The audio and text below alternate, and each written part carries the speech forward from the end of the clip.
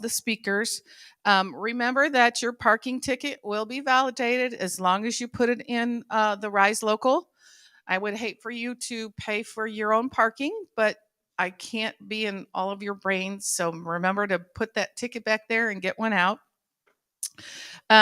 Let's see. I have a huge thank you to all of our sponsors because without our sponsors, we couldn't do it. So, with that being said, I'm going to kind of deviate a little bit from the program. And one of our sponsors is Stat Search Analytics. Did I do it right today? Woo! Thumbs up. All right. Okay. So, they've got something for you guys, and I hope that you go back and talk to them. So, tell them what they got. Good morning, everyone. I'm glad to see that most of you were able to make it. Everyone looks pretty awake. Before we get into the really good stuff, just a quick overview of STAT. We are a high-volume rank tracker and SERP analytics tool.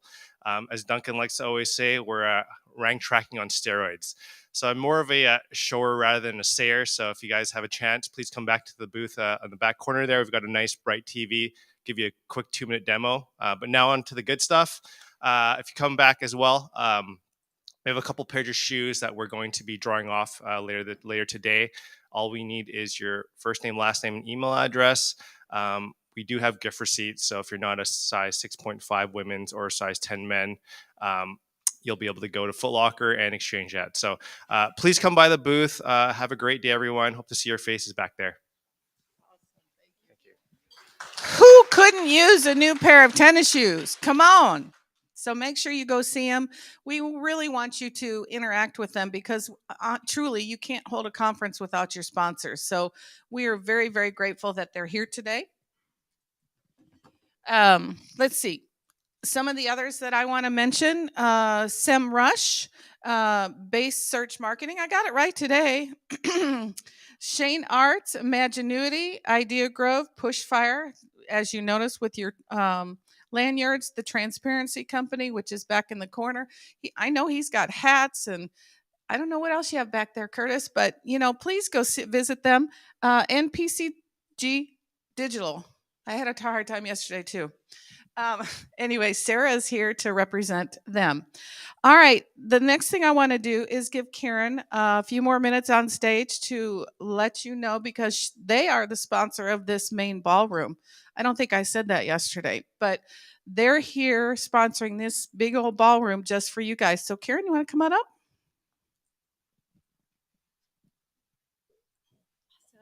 Thank you. So good morning, everyone. So excited to be here again and see you guys. Quick thing about Base again. So we are a link building and content agency. So if your agency or your business is in need of any of that, feel free to reach out to me. I'm just sitting back there in the middle. We also have an awesome, we call it our What It Takes to Rank report, which essentially you could give us your keyword, your landing page, and we can get you one even today. So be sure to ask me about that. I'd love to get one started for you. And last thing, we do have our giveaway. Yesterday, we gave away our MTV coolers, and today we're giving away the Cotopaxi fanny packs. All you got to do is do a 30-second typing contest. So go ahead and go to the back and take it. All right. Thanks, guys.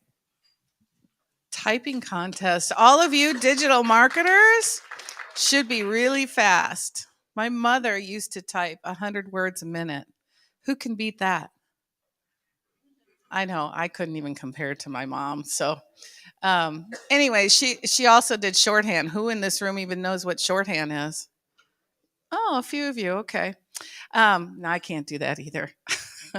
Anyways, okay. So thank you again for being here. And we have something a little different that we're doing at State of Search. We're going to have a social media panel. So my guests, Grace, Lisa, and Sarah, you want to come on up? I know. You had to applause, just like y'all better applaud for us. You can applaud for us. Sure. Yeah, for sure. Remember, thumbs up, right? So quiet, so bright. All right. So what I'd like to do to begin with, I'll sit along with them. I feel like a real executive in these chairs, huh? Fancy. Very fancy. Okay, so I want each one of you to introduce yourself, your company, and what you do. and tell us what you're going to kind of talk on. Sure. I'm going to ask questions, but basically what your expertise is going to be on the panel. You So want me to Sarah, start? Yes, ma'am. Okay. My name is Sarah Ciociola. I am the paid media director for an agency called PCG Digital. We are a full-service digital marketing agency specifying in third-tier automotive. However, we're branching out to different sectors right now. So I would say about 85% of our clients are third-tier automotive, and then the other 15 are kind of outliers in other industries. Today, I'm going to be primarily talking all about TikTok and marketing to Generation Z, which I am super excited about. And I'm also excited to meet all of you. Lisa Duty with Rocks Digital. We are a full-service digital marketing agency. I would say our specialty is building beautiful websites that also rank really well in search results. And I'm actually going to be talking today focused around the Google Business Profile. I know you might be thinking, what? Why is she on a social media panel? So I actually got my start in digital and social media in 2009. I've had a lot of strong opinions about it over the years, but we won't share those today. I think we should share the strong opinions. So I actually did social media maintenance for businesses for years and years. And so I actually have a strong distaste for it now. Oh, great. That is but I do think it's highly effective. Yeah. I really do. I just think that so many people have they think just put it on autopilot and they don't, sure. and it just doesn't work. You have to build a relationship. Oh, yeah, absolutely. And that's the problem is people just nowadays are just posting to post, which they've always done. I'm Grace Duffy. I am the producer and co-host of Social Media News Live, which is a weekly live show and podcast on social media marketing. We interview creators, marketers, strategists, and I call it free consulting for me and for you. So anytime that I run into a problem, I just invite someone of that caliber to my show and talk to them about my problems, which are hopefully, pretty general. I have a background in creating digital strategies and web content strategies for Restream, Social Media Examiner, Hilton Worldwide, and a bunch of brands. I've been in this industry for a very, very long time. I've been in this industry since it was called new media, and influencer campaigns were blogger campaigns. All right.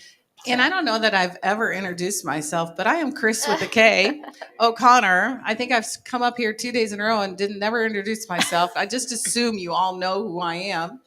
I apologize for that. And 2 years ago, I walked away from the garage door industry and started out on my own. So I'm not a newbie, but kind of a newbie. So I'm going to moderate this, and this is all interactive. If you guys have questions, burning questions you want to ask, we want to hear your questions because that's what we're going to feed off of is your questions. But to get it started. Grace was kind enough to kind of throw a few questions in. So the first one I want to start with is, why is social media important for SEO or SEM? So who wants to start? Kick it off with Sarah. Sarah, Sure. you're it. With the agency perspective. Yeah, absolutely. So I think social media is important for SEO and SEM because integrated marketing is going to be the name of the game moving forward. I see a lot of our clients, especially in just a lot of small businesses, really hyper focus on one piece of their digital marketing and they fail to kind of connect the dots with their other pieces. So making sure that if you have a full service digital marketing strategy, you are making it intertwined and connecting your social media to your SEO, to your SEM, to the content that you're putting on your website. If all of those don't match, the digital handshake that you are presenting yourself as on, whether it's social media or on your website or through a Google search is not going to be consistent. And your competitor that is consistent with those items are going to outshine you every single time. So I think that social media definitely has its place. I think that it's important for building trust, which is kind of what Sarah is touching on without saying the word trust. I think it's also important for search engines, especially for Google, to see that you have some authority and influence on these other sites, kind of that social proof per se. I also, and this is something I've said always, even in 2009 when I just focused solely on social media, is that the purpose in social media is to get them to become a customer. But you have to do that by being social, of course, but you also want to take them to your website. So for me, it's also an important link building activity. Why it might not necessarily improve your rankings in organic, it does in the long haul because you get click through and all that other kind of stuff that goes along with it. Absolutely. And I'll build on that and say that it increases the longevity and the life cycle of your content you create. You spend all this time making videos. We talked about creating live video. Jeremy was up here yesterday talking about having this really great video strategy. Well, social media allows you to extend the life of this piece of content that you're creating through like repurposing, through finding new mediums for it. It's a important touch point for your clients as your customers, you're saying, and it's very important for building that brand recognition and enhancing your brand reputation. So I have a question for Lisa. She's going to talk mostly about Google Business Profile. How many of you, for your clients, have Google Business Profile? Thank goodness. Very important. About what? You saw about 50%? 50, Okay. 75.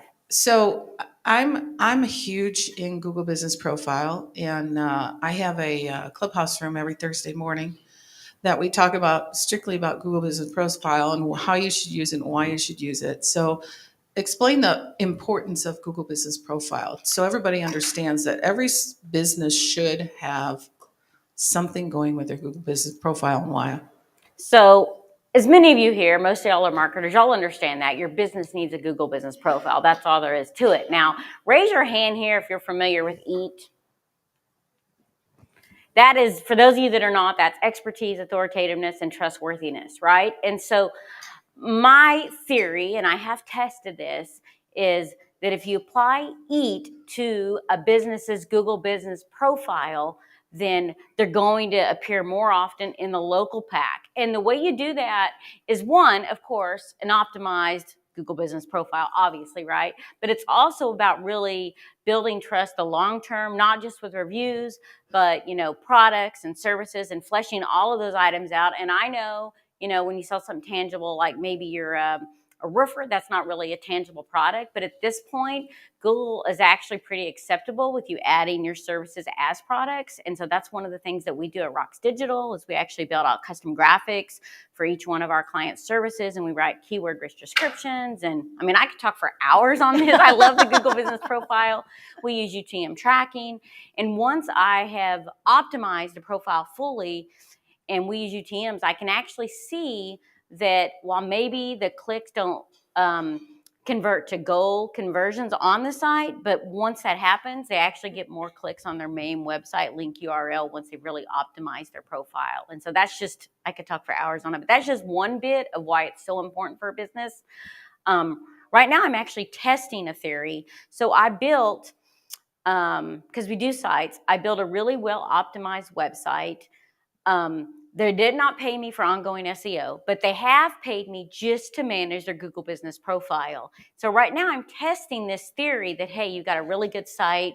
You keep continually putting up good posts and all that on an optimized profile to see if that really, what that does. We'll see 3 months from now if it really helps them rank, because if so, then a lot more people could just really flesh out a really good profile, and then maybe not if they don't have the budget for ongoing SEO. Right. So sort of the same question for you, Sarah, but TikTok wise. Why should you be in TikTok? Now I know we've got a big movie star in here for TikTok that will be speaking today, but why is TikTok so important? I mean, I'll say it in front of you all. I don't get it. And maybe it's because of my age, but I really don't get it. So explain why it's so important.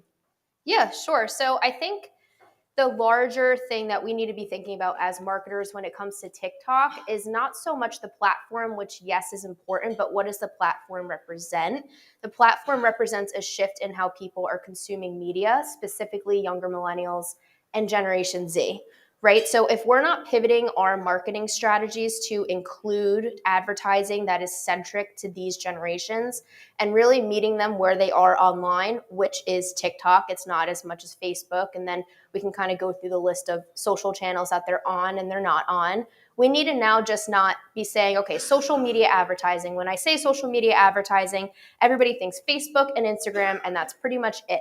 We need to start realizing that multiple channels are including, and this is a really diversified way to market. So yes, TikTok is important, and I'll get to that in my workshop, and I know we have another TikTok workshop this morning, but it's really about how is your small business, or even if you have a larger business, how are you catering your marketing to focus on Generation Z? What do they want to see? What do they want to feel? And what's important to them about deciding to shop or buy with you? That's really what TikTok represents to me as a marketer. And that's what, whether you are an agency or you're doing your own in-house marketing, that's what you really need to focus on moving forward for your social media advertising.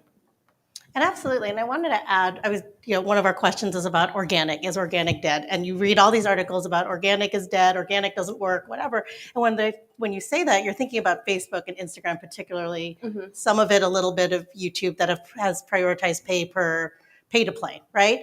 But organic is alive and well on TikTok. Yes. So many things have emerged, so many brands have emerged, and you see so many other brands on there. Like one of my favorites is Duolingo.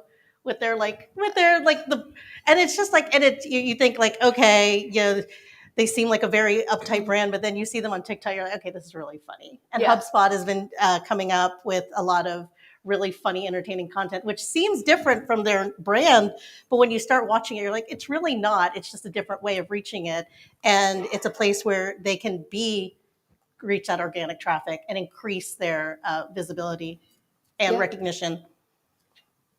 So do any of you have any questions you want to ask so far, or do we continue? No hands yet? There's one. Ask questions. I'm a live video person, so I thrive on questions. Being up here alone just being on stage is a little frightening. So with TikTok, since it is relatively new, I'm looking for tools that can allow me to, I'm a data analytics guy, so what tools are available that allow me to see what conversations are happening around the topics that are important to me and my clients, and kind of see the relevancy around those questions and answers and all that kind of stuff. From an analytics perspective, what tools are available?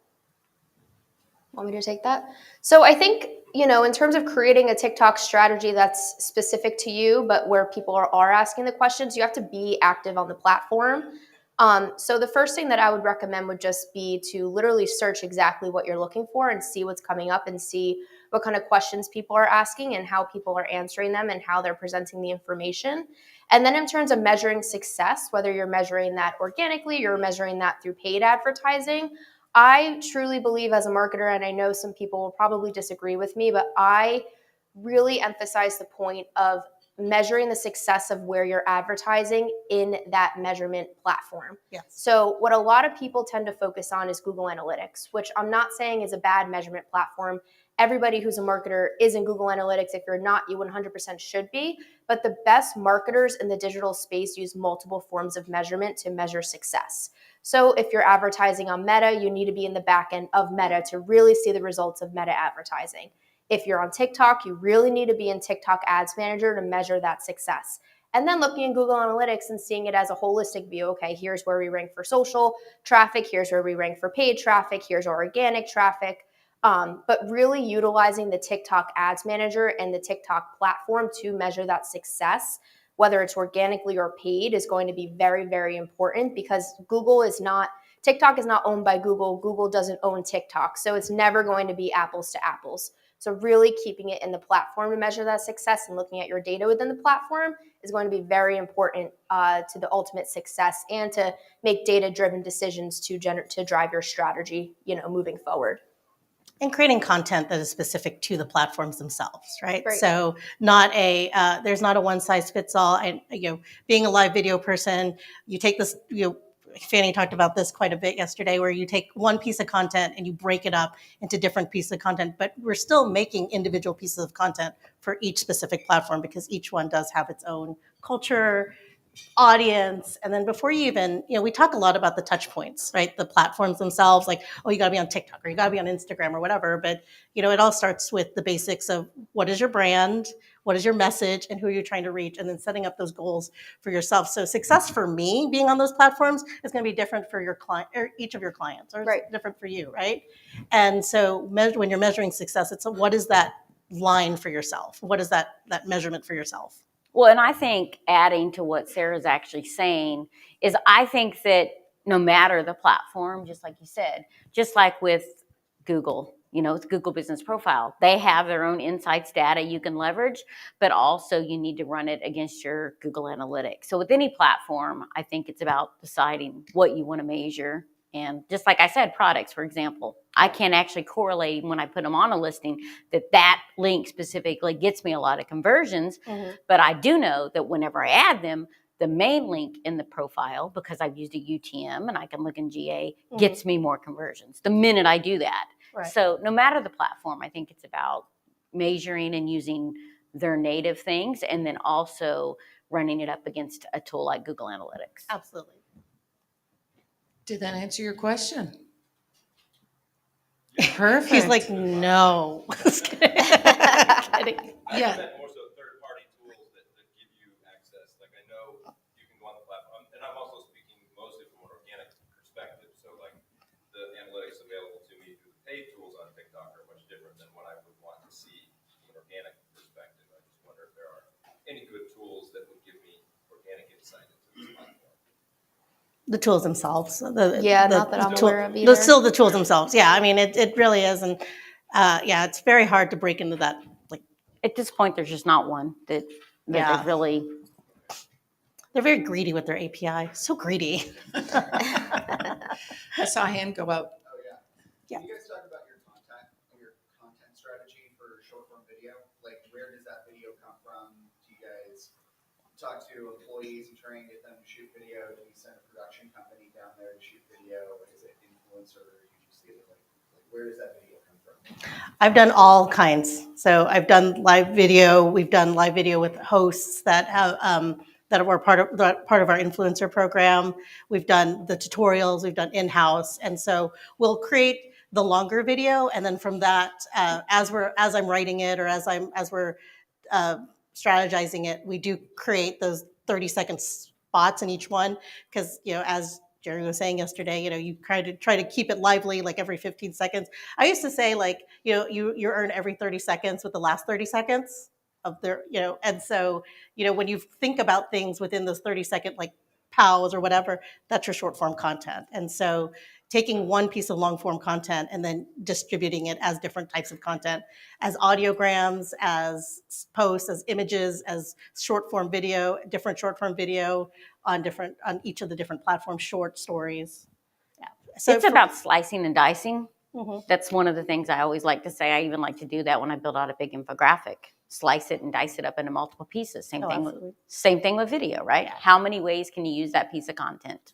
I saw some crazy stat that it was like from one live, like an hour-long live video that you don't have to do an hour-long live video, but you could create, I think it was like 1,100 pieces of content. They actually broke down, like you can do a Facebook story, a Facebook post, a Facebook video, you go live on Facebook, and then that's just Facebook. And then all the rest, right? Yeah, you can even take a PowerPoint. I actually took a PowerPoint one time, and when I worked for another agency, and they actually built a PowerPoint, and I took the stuff out of the PowerPoint that the CEO spent all that time on, and I literally made an infographic, a download. Oh, yeah. I mean, it ended up being like, after I cut up the infographic also, and a guide that got more leads, it was like 39 pieces of content. I mean, Absolutely. there's so many things that you can take with a piece of content and just think about all the creative ways you can use it. The easiest thing is distributing it as a podcast as well, like if you're doing a live show. But you also have to factor in the fact that people take in information different ways. Some people are more visual, some people are very tactile. Like I'll do a live show and someone will be doing something else and they're taking it in as a podcast, right? And so you also have to create that content so that it reaches different people depending on how they want to receive information. Absolutely. Go to the consumer with whatever you're doing. I always think that's a big question in any platform is content.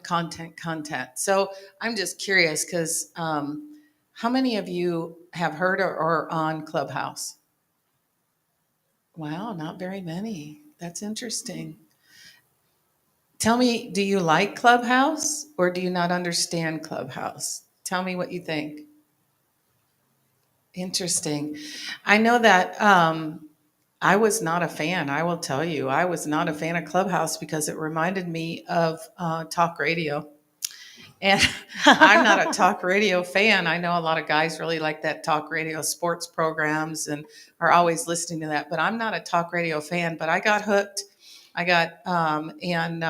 have found that having a room on Clubhouse, it's Google Business Profile, and we started with a few people. We have over, I think now, 1,100, 1,200 people in our club. And it just kind of blows me away. And we did this in the last year just by showing up on a weekly basis. So it's another avenue that I think that a lot of people should use. I'm not saying that you want to be on it 24/7 because you could.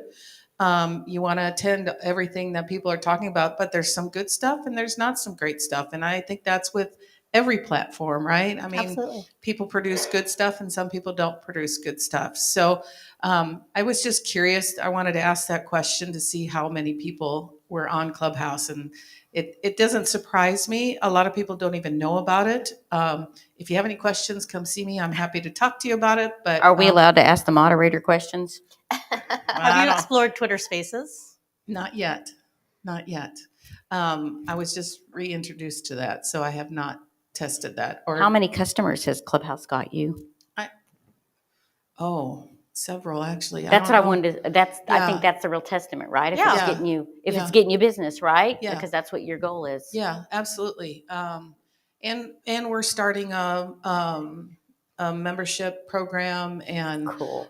we're going to do live audits of people's. I have two partners that I met on Clubhouse in this room that we've kind of are moderators, and we're really building a business from it, honestly. And they live in different parts of the country. One's in North Carolina, one's in South Texas, and I'm of course up here. So, and I didn't know either of them before Clubhouse. So it's amazing who you can meet on Clubhouse. It's very surprising, actually. So you kind of found you a niche in that area. Because I Yes. was on Clubhouse at one point, honestly, just like Mhm. all the other marketers. I was like, yeah, I abandoned ship, Mhm. But that's why I was asking. That's cool. So think about how you can find your niche. I mean, it's not for everybody, just No, like that's cool. Facebook, TikTok, obviously, Exactly. for me. But, I mean, all the social media channels, it's not for everybody. You have to find what works for you or your clients or whatever. But I have found Clubhouse to be beneficial when I really didn't think it would be.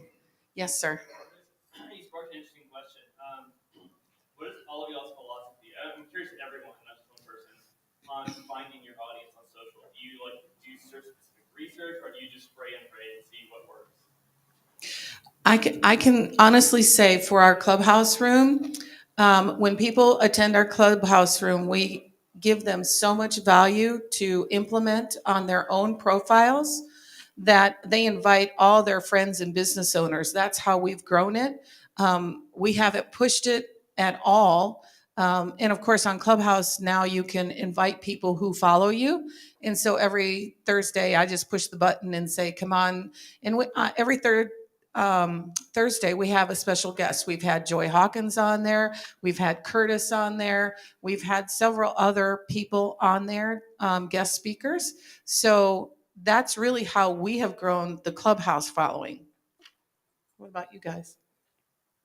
I think it's important to do a social media audit, if you're, once a year at least, right? And then to run experiments, test it out, and to give yourself 90 days, 3 months is what I always say, to test something out, see if your audience is there, see if it's gaining traction, see if it's reaching your goals that you want to reach, and try it out because it could be there. But for generally, since I multi-stream and go to all the platforms, and then there's ones that we're looking to grow more than others. So for instance, like YouTube or LinkedIn, because of what our show is focused on. And then Amazon Live is a big one for us as well. I don't necessarily have an audience there, but you can make a lot of money off Amazon Live. So the, kind of pays our way. So I would just continue to test and experiment to see if it is getting traction for you and the kind of traction that you want. So for instance, not everyone here is on Clubhouse, but it's getting you what you need, right? Yes, absolutely. Right. So I think that it is about, did you want to go? Oh, no. Okay. I'm sorry. I'm not shy. So I think that it's about really, yes, you can do a sampling and an audience size, and people that have heard me speak before know this. I'm not really into a bunch of data. That's not me. I'm not one that quotes a lot of stats. I think that you can build an audience in the platforms that you go to. So for example, in 2009, when I decided I was going to start a social media business, I built my entire brand on Twitter. And I just went to Twitter and I found people that wanted to connect, and when you give value, no matter where you're at, they kind of come to you. But it does take time and you have to nurture it. That's why you can't be on TikTok and be on Instagram and be on Facebook and be on all these places at the same time and expect to deliver results. I focused solely on Twitter. Now I had, of course, Facebook and other platforms, and I focused solely on Twitter, and I really built a brand there, which now when I say I have like 30,000 followers on Twitter, that's not a big deal, right? But I built 30,000 followers in 2009 on Twitter by building value and all these kind of things. And so you can find an audience where you go on the platform, but it's what you do with it afterwards that matters, right? And that built my entire business. So for me, that was a lot of success. Yeah, and there's also no benchmarks on social media, which I think a lot of people really struggle with, because they're like, oh, well, how many conversions am I supposed to be, getting, and how many people am I supposed to be reaching, and how many impressions am I supposed to be generating? And your benchmarks are your own data. So you really have to just test, exactly like we said, just testing and making sure that you're producing content for different audiences and seeing what's driving that engagement. And then that's where you land based on that engagement, where your engagement's coming from, what kind of people are asking you, what kind of questions, and then using that data and using those questions and using that audience to continuously build and, like I said before, make data-driven decisions. How many people, they're always like, I want to go viral, right? I love that. I want to go viral. Well, you can't just decide you're going to go viral and like create this viral phenomenon. So you have to give it time. I always told people when I started doing their social media, they wanted results in a month. I was like, it takes a minimum of 3 months on pretty much any platform, unless you're lucky, to get results. Now, an author, for some reason, it used to be that if you did an author and on Twitter, I could pretty much start selling books, depending on the book, pretty quickly, right? But a lot of times, even then, it took 3 months. And that was just, you started growing your followers and whatever. And then you start actually reaching your business goals. So you just have to stick to it, whatever you do. Absolutely. So my other question is, we are actually missing somebody on our panel because her husband had heart surgery, but she wasn't able to travel up here. But she's a big blogger, and she's made a lot from her blogging. How many of you blog for your clients or yourself? About 50% again. So it's interesting because I do a lot of blogging for my clients, and I just kind of connect the dots, and I do a little circle with the blog post, and then I take part of that blog and I put it on Google Business Profile, and then I link it back to the website, or I link it back to Call Me. I always have an action item for that particular blog. And I just I think I told you, Lisa, my stats on that one. I measured from, these are just Google Search Console stats. And from May of 2021 to May of 2022, I doubled the traffic, and we're running about, I think it was around 70,000, somewhere around there. I was at, I think the first year it was about 20,000. So we went to 70,000, but our clicks and I can't remember what the other one was. We tripled how many people just by that small little, I call it small little thing, but it's just connecting the dots. It's doing the blog, it's putting a Google Business Profile, and then putting a call, whatever that call to action is. You might have a product to sell. The customer might have a product to sell. Well, sell it, buy online or whatever. Google is, especially on Google Business Profile, they're loving the pictures that you're putting on the profile because they're actually showing them in the carousels. So people actually get to see the picture of what you're selling for your client or the client is selling. So it's a huge, if there's anything, I mean, I know there's a lot of great tips today, but if you've got clients on Google Business Profile and they're not using the services or the products page, you better get on it, because you're missing the boat on that, because Google is loving those photos on their profiles.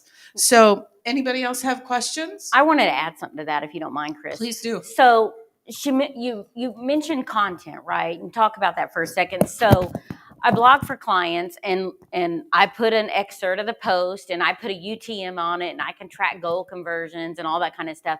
But the other thing that happens, so maybe you're looking at the Google Business Profile, and you see the views because you have the admin, and you're like 12 views, 6 views, and you're like, you don't necessarily always get a lot of those kind of views, right?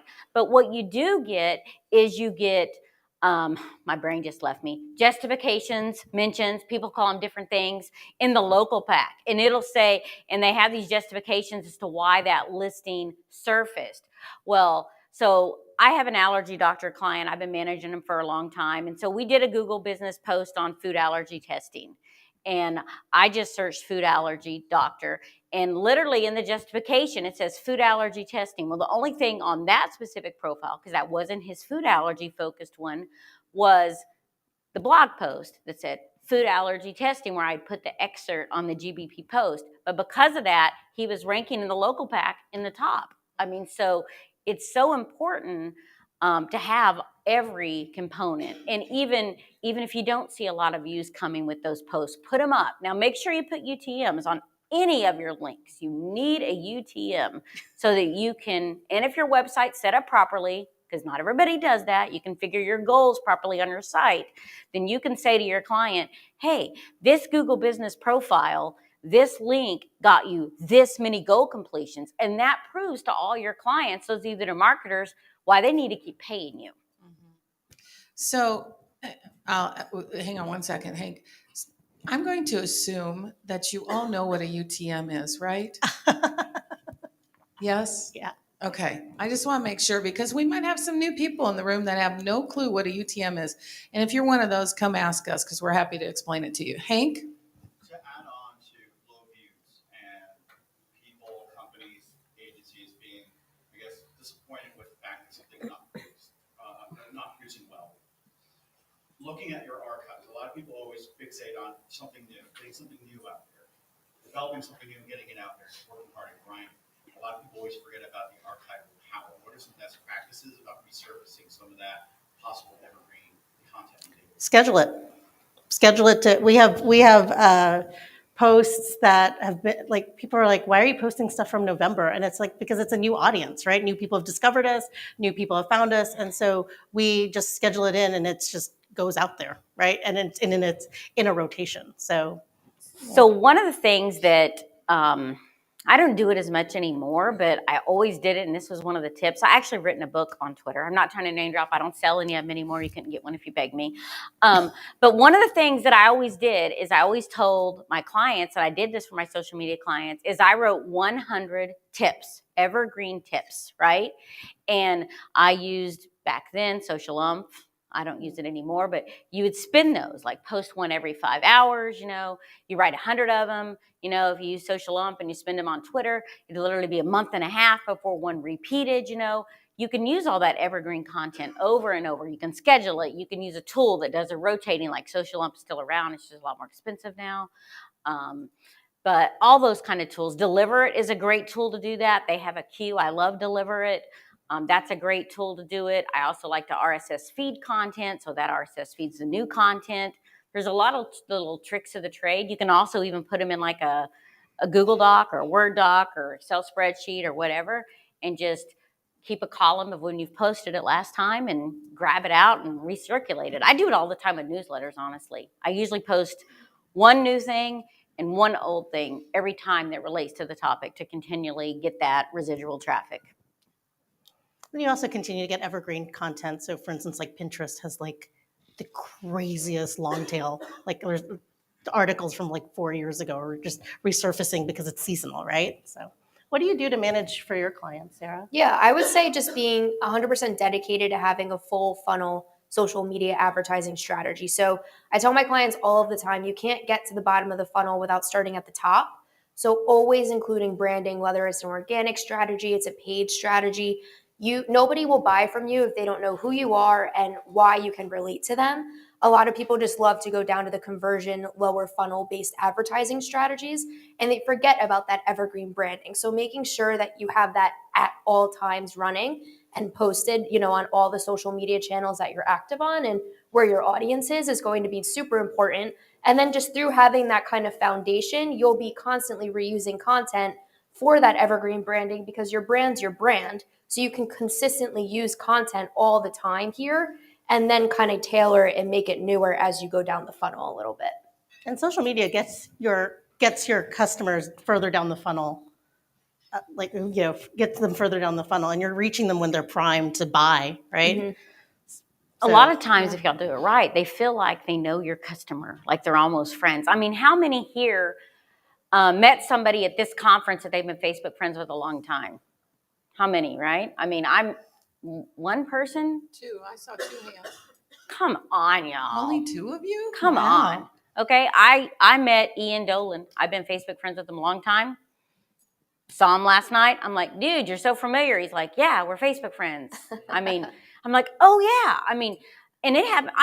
And that's just one person. I've met like 6 people here that I've been on Facebook friends for a long time, and I hadn't got to meet him before. And so it's just like that with your customers. They feel like they know the client and they want to call them when they got a problem or whatever. I mean, that's what it's about. Any more questions?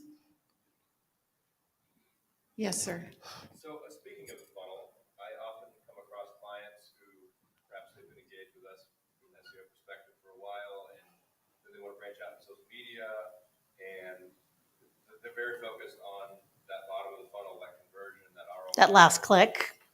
Right. Last click attribution. How do we reframe things to get that attribution? Not just like teaching them, can they get the concept? Get a lot of people in the bottom.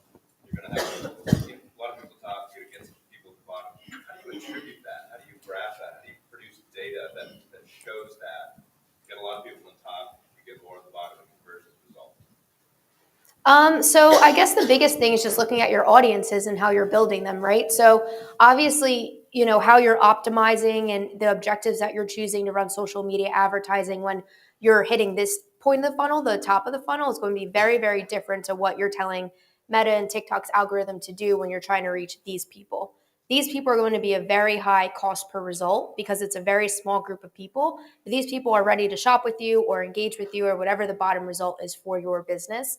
Whereas these people, you're going to be generating a ton of results, but it's going to be a very, low cost per result.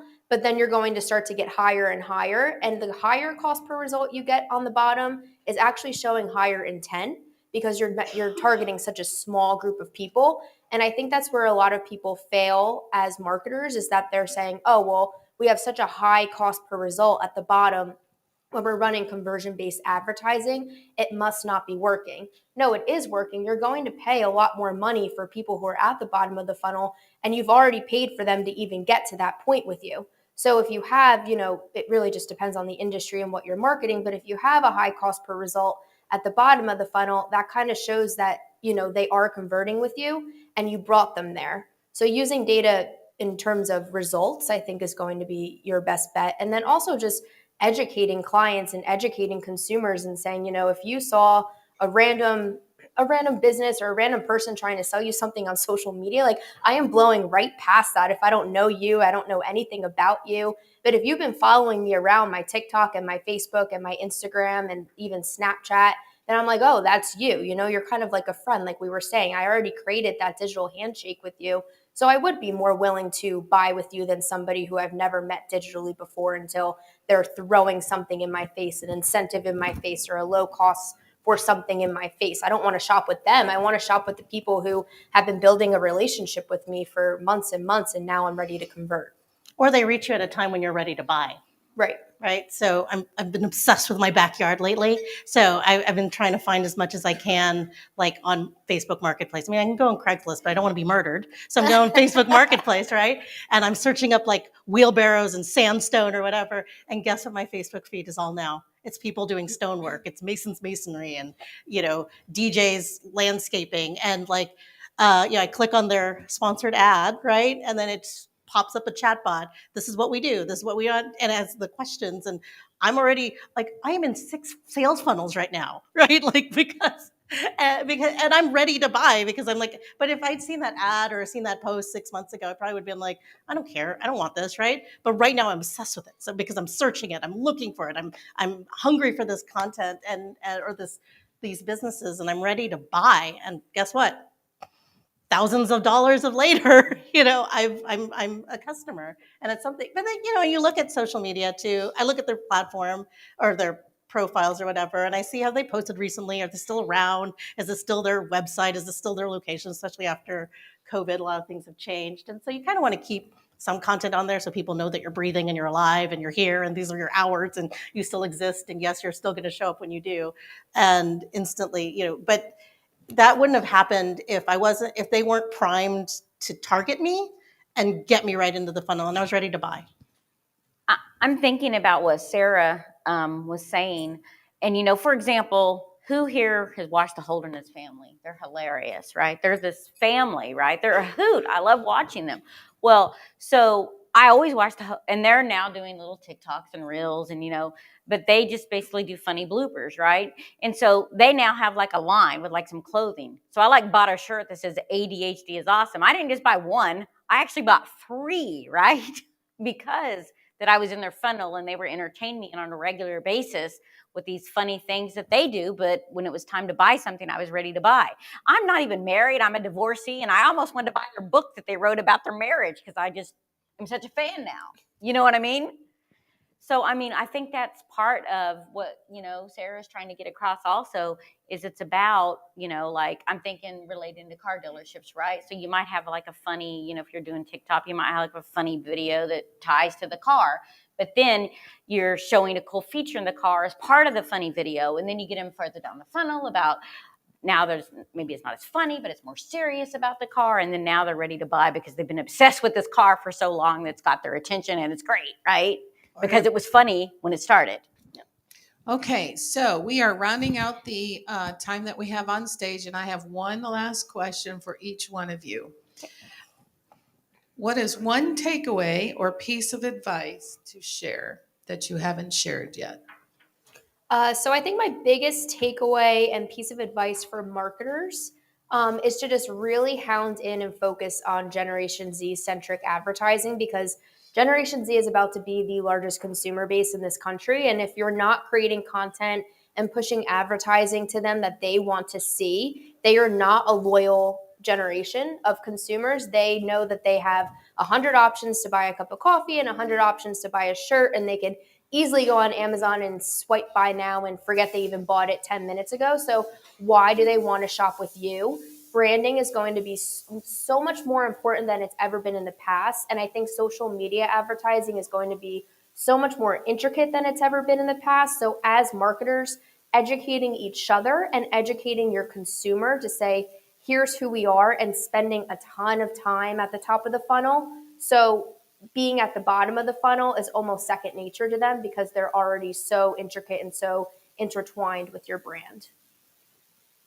So I think the one thing relating to the Google Business Profile, because I already kind of gave you all the stuff I love, but I do have something that I did not talk about, and that is that your website, not only the SEO on it influences organic search, but it actually really influences your actual Google Business Profile. Maybe not the local pack ranking as much, but in a way it does. Because like, for example, Google, they literally will go to their website and scrape the services that are on your website if you don't have them on your Google Business Profile and add them, okay? And so your website has a lot of influence in that way with the Google Business Profile. And that, especially to me, ties to your location page that you have on your website. A lot of times people will just have their name, address, and phone number and a map. But for me, it's always about making sure I put all those clients' primary services that they really want to rank for in the local pack on their actual location page, because Google looks at that. And so that's the thing that I think they all really, those of you that are not considering that how much the website, while it also impacts organic, how much it actually influences the Google Business Profile too. Absolutely. I don't feel like I need to say this in a room full of search marketers, but I will anyway because it's very important. And it's that social media is a tool. It needs to work together with your search strategy, your content strategy, and your social media strategy. And there's a sweet spot in the middle of there that's driving business. But ultimately, what you should be doing is driving business to the two things you own: your email list and your website. And everything that you're doing on social should support those things, right? So you're collecting leads, you're collecting emails, you're collecting, you're driving traffic to your site, and that's where you can, bring them into that sales funnel.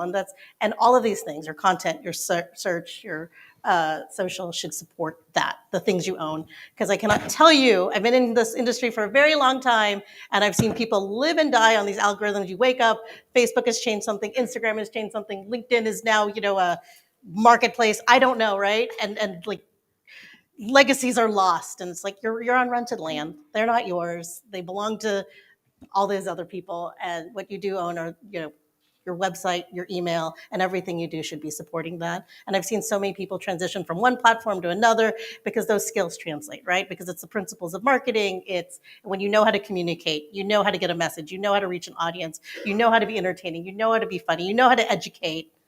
That's going to carry over no matter what platform you're on. I wholeheartedly agree with everything that you guys have said. And, I say this a lot on Clubhouse, and you probably already know this little statement, but Google loves Google. And I know people get tired. I know people get tired of listening to it, especially if you're a marketer. But you know what? Honestly, if you're not using all the platforms on Google, because Google does love Google, and they will perform a lot better for all your clients if you're on all the different platforms. I have seen it with my own eyes, and I push it a lot. To be honest with you, I'm not a super big Google fan, but what else do we have, right? I mean, I know we got Bing, and I know we've got DuckDuckGo, and I don't know. Don't forget the others. Yeah, and the others. There's several others, but Google does love Google, so use all the platforms to your client's advantage, because it really truly does help. And I hope that you enjoyed this panel discussion and gained some value from it. So just give us a thumbs up if you did, because that's what I'm going to talk about all day today is thumbs up, because I want to make sure that I you enjoyed all my are panel. having know, it a was great fun. time at this conference. So thank you, ladies. Thank I you. appreciate you being Thank here. you. We're going to take a short little break and go into the breakout rooms. Thank you. Thank you.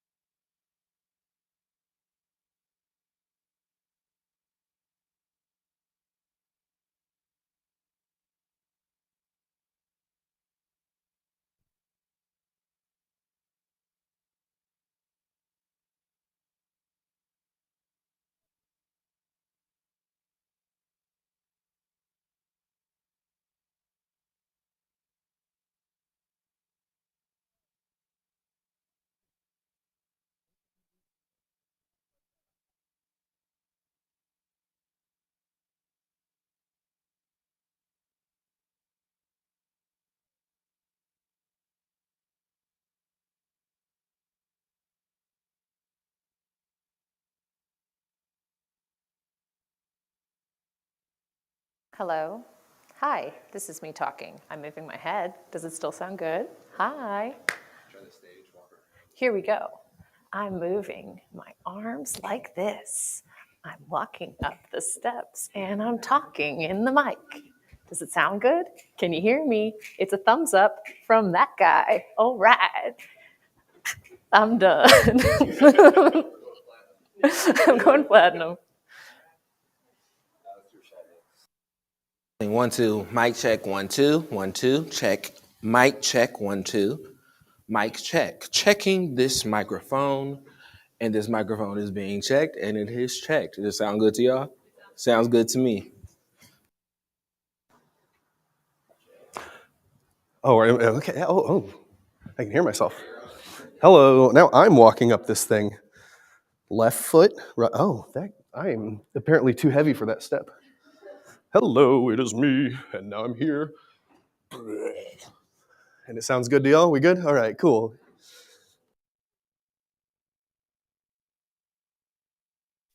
Let's go ahead and check the handout because I will be moving back here. Talk, talk, talk. Mic check. 1, 2, 3, 4, 5, 6, 7, 8, 9, 10. Back in the room. Still sounds good. Sounded good yesterday. No big surprises there. Thank you, Jose.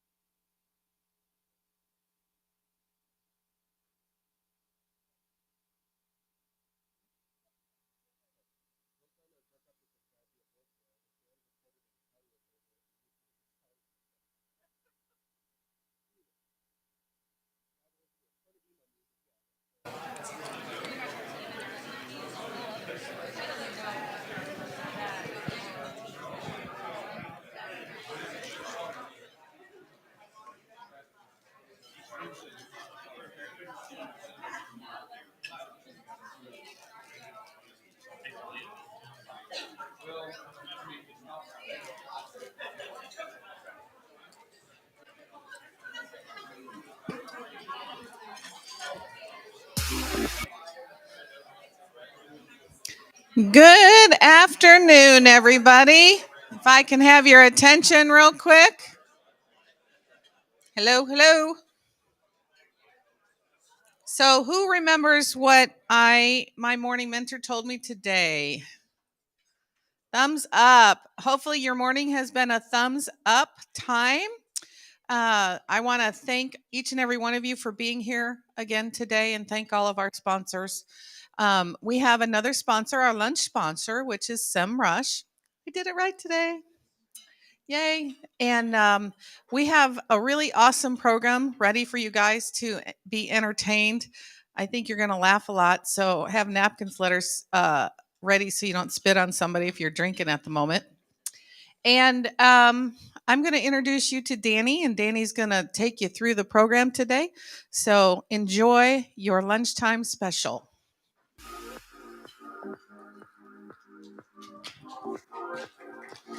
Oh, wow. Well, coaxed into a light applause. Hey, thank you so much. Give it up for Chris for organizing everything, making sure we all have a thumbs up time today. We're contractually obligated. We cannot leave until everyone spits into their napkin because they've laughed so hard. So please, there's a full program this afternoon we want to get to. So spit early and often out of laughter. Did you guys have fun yesterday? How's this conference going, eh?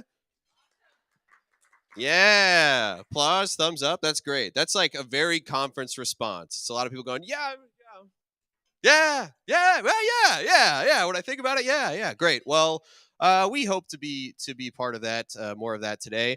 To answer somebody's question out in the hallway earlier, yeah, I do still have a few pairs of socks. And no, I don't have a reason to take 5 packaged branded pairs of socks home with me. They will go before the end of the show today. So there will be chances to win socks. Speaking of which, is Terrace here? Terrace! Yeah, give it up for Terrace! Terrace, our rock, paper, scissors champion from yesterday. I realized that I sent you home with a trophy yesterday, Terrace, but I did not give you a pair of merch socks. So be sure to see me before the end of lunch today, and I'll get you that pair of socks, which you so rightly deserve. Okay, well, yesterday I said I'd have some friends with me today. That's true. But I also was told or found out that I know it's a full program today, but we have a pretty awesome keynote that we're going to go ahead and run as part of our segment because it is so good. This is somebody with a ton of experience, 25 years in the SEO and digital marketing industry. They've been here since the start of search, so we're very lucky to have them. And it's a real treat. I think we're all going to learn a ton to... Yes.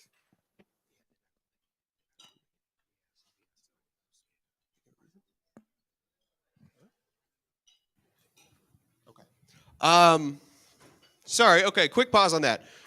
So our speaker was actually unable to make it today, but I'm told there is an intern from their company who has been on the job for about 2 weeks who has a PowerPoint prepared on SEO, and she's really excited. So I guess we're going to let her go ahead and give this presentation. Give it up for, I think you said it was Callie. Is that right? Yeah, Callie. Okay. Give it up for Callie, everybody. Thank you. Oh, animated. Hi, I am Callie Edmonds. It's pronounced Cali, like California. I'm a digital marketing intern, like Danny said. A little bit about me, my credentials. I went to college 4 years. I studied mass communications. That means big. And I have been an SEO intern for almost 2 weeks. It'll be 2 weeks next Friday. What is SEO? That's what I'm here to talk about. So it's a big buzzword. What is SEO? No, seriously, what is it? I've been an intern for a little bit, and no one can tell me what it is. Yes, SEO. What I do know is it's 3 letters, right? And so I have taken it upon myself to break it down for you so you can leave this lunch more informed. SEO, S, search.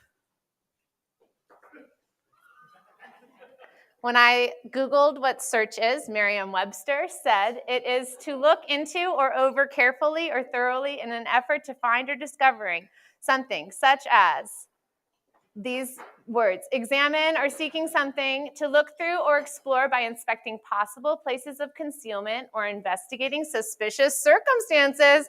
Okay. To read thoroughly, which is what I'm doing right now off the slide. To examine for articles concealed on the person. And to look at as if to discover or penetrate intention or nature. Wow, sounds a little naughty. So S stands for search. Now we're all more informed about that. What is E stands for engine, vroom, vroom. Okay. Engine. Merriam-Webster defines engine as a machine for converting any of various forms of energy into mechanical force and motion. I was really surprised by this because I didn't know that SEO was a car. A railroad locomotive, something used to effect a purpose, or a mechanical tool, like an instrument or a machine of war. Ooh, yikes. Okay. So now we know that we're searching. We know that we're an engine. And O stands for optimization. Definition: Merriam-Webster defines optimization as to make as perfect or effective as possible. To increase the computing speed and efficiency of a program as by rewriting instructions. I don't know. I always believed that nothing's perfect, so to make the most of it. Okay. Putting it all together. So when I take these letters, S, E, and O, and I put them all together, what I come up with is SEO is the practice of digital marketing humans tricking robots into showing blog posts to strangers and then describing that work to their bosses using a series of convoluted acronyms so that they can all keep their jobs. I think I nailed it. So some of my conclusions about this after my extensive research and experience as the intern, SEO is part art, part science. You can let that sink in. Unless it's succeeding for you, and then it's just all a product of your own genius. So if it works, you are like so smart. And if it doesn't, by providing valuable information to people searching for said information, you will be rewarded by the all-powerful and invisible hand of the algorithm. And this is actually a picture of the algorithm. He doesn't look like a really nice guy. So who needs SEO? I'm not quoting your potential client during a call. I know everyone's always asking who needs this. But the actual answer is everyone. SEO best practices answer every question with "it depends." People are going to come at you with a lot of questions, and the first thing to know about SEO is you just say, "it depends." Practice it in lots of different tones. That's how we're going to get the best out of our SEO.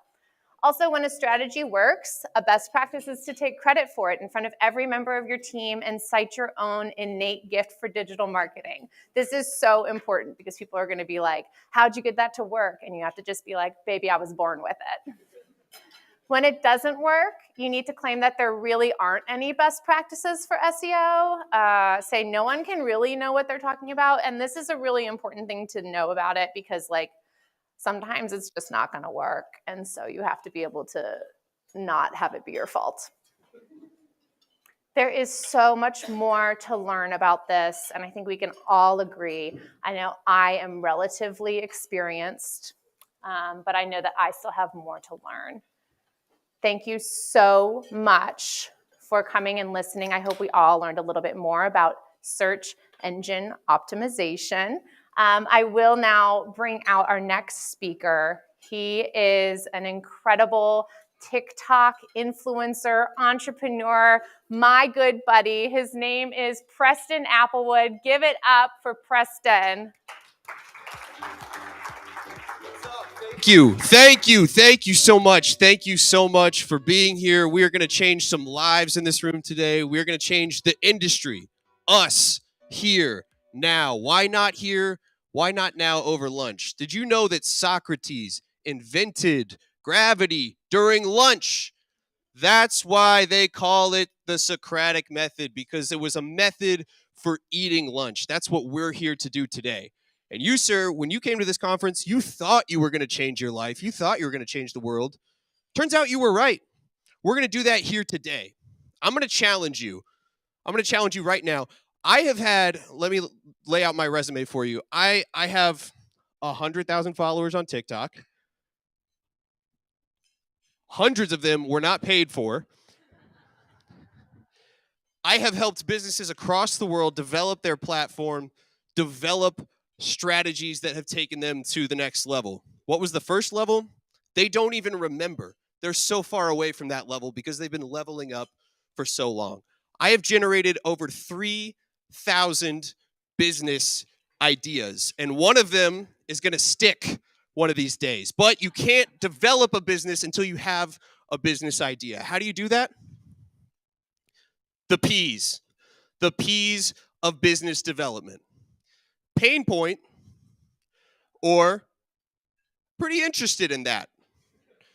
Remember those P's, okay? Every business idea is either a pain point or a pretty interested in that. Use that mnemonic device, use that acronym to help you succeed, okay? So, for instance, right now, we are going to crowdsource upwards of 4 business ideas from people in this room right now. You, sir, what is something that bothers you? What's a pain point in your life, anywhere in your life? Whenever he gets into a car that's dirty, okay, so we don't like cars that are dirty. Maybe it's a car cleaning system. Maybe it's a car that cleans itself. How about a car that cleans other cars on demand? It's an app. Nobody's playing in that space right now. Sir, that is yours. That is proprietary. I will take a 50% stake of whatever comes out of that, but you saw it in this room. We have a verbal contract. You, please, what's a pain point in your life? Commute. So you're commuting, you're going, right? That means to travel. To travel can be a matter of logistics, right? You don't like cars, you have a fear of cars. Stay away from that guy's business idea, is my first piece of advice. So maybe it's an app that finds a car that destroys other cars, reducing traffic and the number of cars, the thing of which you are afraid. That's a business idea. Nobody's playing in that space. I'll take 50%. Sir, what's something you're pretty interested in? Guitars. Okay, a lot of you are saying right away, well, guitars can't be a business, right? Brick and mortar is dead. Unless that's the industry you're in, then it's very much alive, and you're just not looking in the right places. A guitar. You're pretty interested in guitars. Why? Because he likes music. Okay, I bet a lot of you didn't expect that answer. That's what's going to make your business different than the person across the room who's like, I like guitars, but I hate music. Your business is guitars, but it's guitars because. And a because is a B, it's not a P, but it is important. If you can use the P's to find that B, you're going to succeed with C's. You're not going to succeed. You like guitars because you like music. So, okay, follow me on this trail here. It's an app that finds you a car that is playing music. Not all cars have music, right? That's market inefficiency. So it's a car that finds you music from a guitar. It's called the car. It's on demand. You can drive for it and get driven by it. It's a subscription, and it's also grocery delivery. That's yours right now. I will take 50%, but the rest of that is yours. I would love to see where you are with that in 3 months' time. We'll check in. Who else has a P over here? Whether it's a pain point or a pretty interested. There's no wrong answers here. Just share something with the room, and we're gonna crowdsource this wisdom. Philanthropy. Philanthropy. So you don't like philanthropy. That's a pain point for you. Okay. So how can we solve for not liking philanthropy, right? What's the hardest part? What's the worst part about philanthropy? The spelling? Because it's tricky? Sure. Okay. Follow me down this trail of logic. It's a car. The car, what can cars be used for? Cars are often donated to public radio, right? And you get a tax write-off. So that could be considered philanthropy. So how about it's a car? It is a car that you're not allowed to donate to public radio. That's the product. It comes with it. It's on the sticker when you buy it. And it says, do not donate. Cannot be donated on it. Really big. It's also an app. There's a mobile version. And then there is the car itself. Okay, here's a twist for you. The car itself can be sold, but not donated, thereby disrupting the philanthropy industry and preventing more people from having to spell that very difficult word. I'll take 50%. We'll talk after this conference. Is there anyone else who has a pain point or are pretty interested? Yes. Toilet seats being left up. So you're interested in toilet seats being left up. Can I ask why? Can I find that because from you? Okay, so we're pretty interested in a toilet seat that stays up so that we don't fall in the toilet, right? Who has time to look? We need to know that it's going to be there for us. A toilet seat should be like a good friend, a lot of people say. It's there for you in your time of need, and you can sit on it if you have to. So, where's the market opportunity there, right? A toilet seat, it needs to stay up. That could be a tech solution, right? Put a large motor on the toilet seat, runs all the time, gas powered, exhaust is coming out in the room, keeps the toilet seat upright. Or what if we turned that into a service, right? Because what do we know about services? We can turn that into a subscription that is constant monthly revenue. So follow me on this pitch. It's a car. The car drives into your bathroom. I mean, breaks down the door, gets right in there. And a helpful representative from business to be named later. It's a toilet seat with a car. Toilet seat, no. Toiletsla. Car. Who said that? You said Carcelin? Oh, okay. It sounded like a car insulin product, which I would like to talk to you about. But we'll stick with Carcelin like porcelain for now. Okay, so it's a car that comes into your house. A representative gets out, puts the toilet seat down, asks you to rate them on their app, give them 5 stars. You can tip that person, and it's also how you get renter's insurance for millennials, okay? That's yours. I'll take 50% up front. I hope that this has illustrated a very valuable point to you, which is business opportunities can come from anywhere. You all have the expertise in how to market those things, how to take them to market, how to explain the market, how to make a commercial, how to write a blog, right? But a business idea itself can come from anywhere. It's already inside you right now. So I encourage you all with the rest of your day. I would say based on the knowledge I've given you, you're probably good on the rest of this conference. I would go out there and just take your opportunities to market. Come pull those business opportunities out of yourself and go put them into action right now. I think you have all you need to go out and do that. So again, my name is Preston Applewood. Follow me on TikTok. I would love to get to 1,001 non-paid subscribers. And I encourage you to look me up online and go out and seize the business day, okay? Thank you.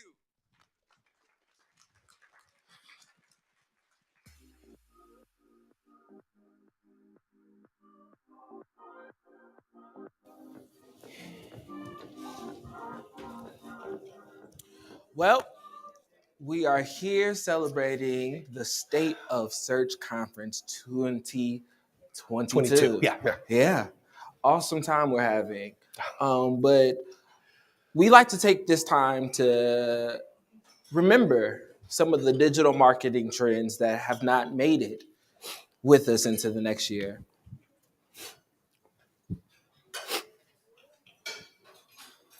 Yeah, these are very, very, very. So first off, we want to start with universal analytics. This is something that we've all really enjoyed. Analyzing everything about the universe, taking stars, planets. Forever it'll be missed. It will be missed forever. I'm sorry if I start crying, by the way. This is just very personal to me. I'm actually very masculine in my personal life. I just want to make sure everyone knows that. That's okay. RSS feeds. I think the saddest part about this is nobody even figured out what an RSS feed is, and it's already gone. It's very... SERP features with the 6th organic link. The 6th one was always the best. The way that it always, pops out right at the bottom of the screen. You have to scroll a little bit to get to it. You got to get those extra clicks to get there. It really helped the analytics boost to the top. But no longer. Goodbye, SERP. Photos having any value on Instagram. No. Not anymore. You have to make reels now, or else I'm pretty sure if you don't post a reel once a week, they just delete your account. Thanks a lot, Instagram. Link farming. Link farming. You know, there's a lot of families out there that really rely on a very, very healthy crop every year of links. But there are children that now go unfed, go unentertained because of the lack of links. And we just want to remember them. My New Year's resolution to stop saying it depends. I mean, I was thinking about trying out a new catchphrase, but I couldn't think of one in time, so I think I'm just going to be silent in every meeting from now on out. I think that's the best way to deal with it. Are you doing okay? Thank you. It depends. It depends. Well, they will forever be missed. Thank you. Wow. Incredibly touching stuff. Sorry to bring the mood down during lunch, but it only felt right to pay respects to those we've lost in this industry. I mean, I think it's responsible to do that. All right, now we're going to use some of the information you gave us yesterday to help us create some campaign ideas based on your products and celebrities. So I'm going to have everybody come up to the stage at this time. By the way, this is Rashad, Maggie, and Jeff. Give it up for them for being here. Wonderful. Now, we asked you yesterday to write down celebrity names and product names. And today, I found out that the cast isn't very good at impressions. So this is going to be really fun. We're going to use the product and celebrities you've given us to generate either a jingle or a spokesperson read or a campaign idea based on what you've given us. So, number one, DJ Khaled.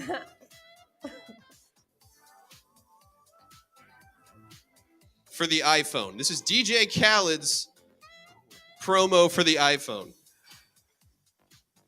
Y'all said we wasn't going to do another iPhone, but every year, it's another one.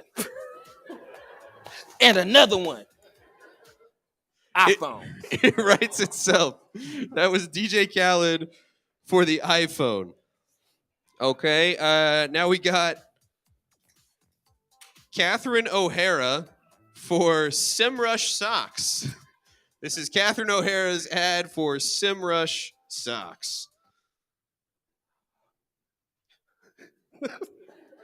Socks? What can I do about socks? SEMrush socks, we need them all the time. Alexis! Okay, so that's a Schitt's Creek partnership on the very good. Catherine O'Hara for SEMrush socks, soon to be in stores, I guess. That's a good idea. I guess I'll just take this leftover industry. I'm not giving this away. I'm going to take this inventory into market.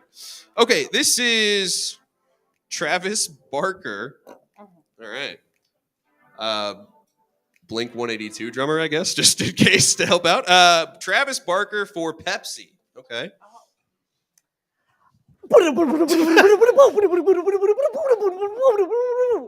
Pepsi. I drink it before I kiss my lovely wife, Kourtney Kardashian. Well, yeah, please. I like how biographical that I know a lot about him. You know? Okay. So you didn't need that Blink 182 hit, I guess. No. Okay. This is Conor McGregor for the Honda Accord. This is UFC fighter Conor McGregor endorsing the Honda Accord. You think you're just going to come up to me for a Honda Accord? Oh, no. If you think you're going to intimidate me, oh, no, I get 35 miles per gallon. That's right, and you're going to get 35 punches to the face in 2 seconds if you bring a Ford in here. Not now. I will fight you if you don't buy this Honda. Yeah. Hey. If I was Honda, I would look into that. That style of aggressive threat of violence advertising, I think that could put Honda on the map, branding-wise. Okay. Scarlett Johansson for Scrub Daddy. This is Scarlett Johansson for the product Scrub Daddy.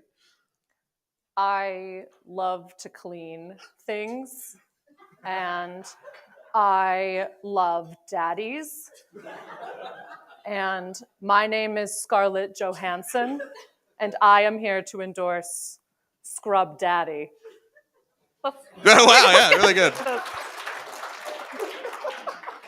Again, more of a spokesperson approach for that one. I like just say who you are a couple times. I mean, if Scarlett Johansson gives the rub to anything, I'm sure it's gonna to work. You know, she's at such Hollywood clout at this point. Yeah, don't even need an ad idea. Just say your name and say say the product. Lady Gaga for Little Caesars Pizza.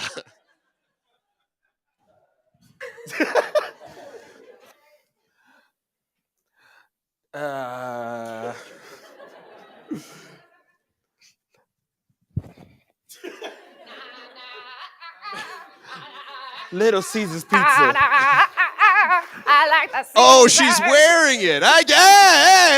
Okay, all right, yeah, because she wears weird stuff. Okay.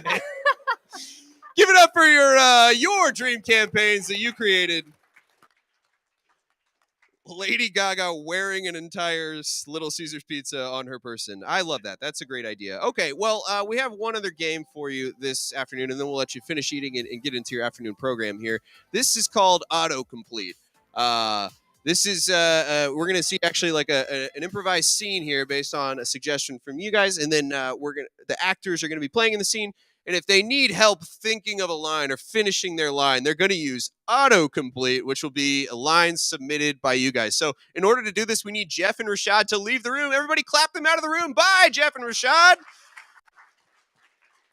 Fear not, they will be back. Just out there and far enough to where you can't hear what's going on. It might be a ways. Those doors are open and we're using mics. So, take a lap. Enjoy yourselves. Maggie, do you have slips handy for us? I do, and a marker. Okay. Excellent. Well, usually a phone generates your autocomplete phrases, right? But you guys are going to act as our phone today, or you lovely people. So we're going to crowdsource some of these autocomplete suggestions. So can I have someone from this table, can I have a favorite movie quote? Sorry? 'Tis but a scratch from Monty Python and the Holy Grail. All right, you guys should talk after this. The one Monty Python fan, 'tis but a scratch. Okay. And from this table, what's the weirdest thing a client has ever said to you or asked you for? That's appropriate. I don't know, the grimace you made, was okay. Let me clarify. Or maybe the most unreasonable request or like most outlandish thing a client has said to you or asked for. Can you fax that to me? Wonderful. Can you fax that to me, Maggie? From this table, what about a favorite song lyric? Old MacDonald. Just the opening notes of that sweet Old MacDonald. Forget what he had or what his occupation was. Just Old MacDonald. Yeah, you can finish the line, Maggie. I think that'll probably be prudent. Okay. And then over here, how about another movie quote from this table? I'll be back. Classic. In parentheses, Arnold voice. And then back here, what's somebody who'd be willing to read a text? Grab their phone, scroll down to like 3 people ago, and what's the text that they sent you or you sent them? Assuming it is appropriate for the audience in this room. Great. Good stuff. Keep it up. I hope that all your texts are like, that's great. One day I hope to have your life. Mine would be like, you haven't called. Still. Okay, and then let's go. How many is that, Maggie? Is that 4 or 5? I'm losing count. 5 now. That's 5? All right. Let's get one more movie quote from over here at this table. Yeah, but please. Gruel? Can you help me out here? What? From Mean Girls. Okay. Gruel. Is that the punctuation on that? I make sure that they, is that an exclamation point? Is that a flat period? I'm sorry, it's been a while since I've seen Mean Girls. Gruel is the line. Like GR-OOL, right? Like great, cool. Oh, I was like, Oliver Twist? I don't know. What is this movie? Gruel again? No. Okay. Great. So those are our 6 autocomplete phrases, and we'll now welcome our improvisers back into the hall. If I can find them, I'm going to poke a head out. Jeff and Rashad, are you here somewhere? I can do another Scarlett Johansson impression. Here they are, yeah. Okay. Slightly ill thought out. Welcome Jeff and Rashad back to the room. Yay!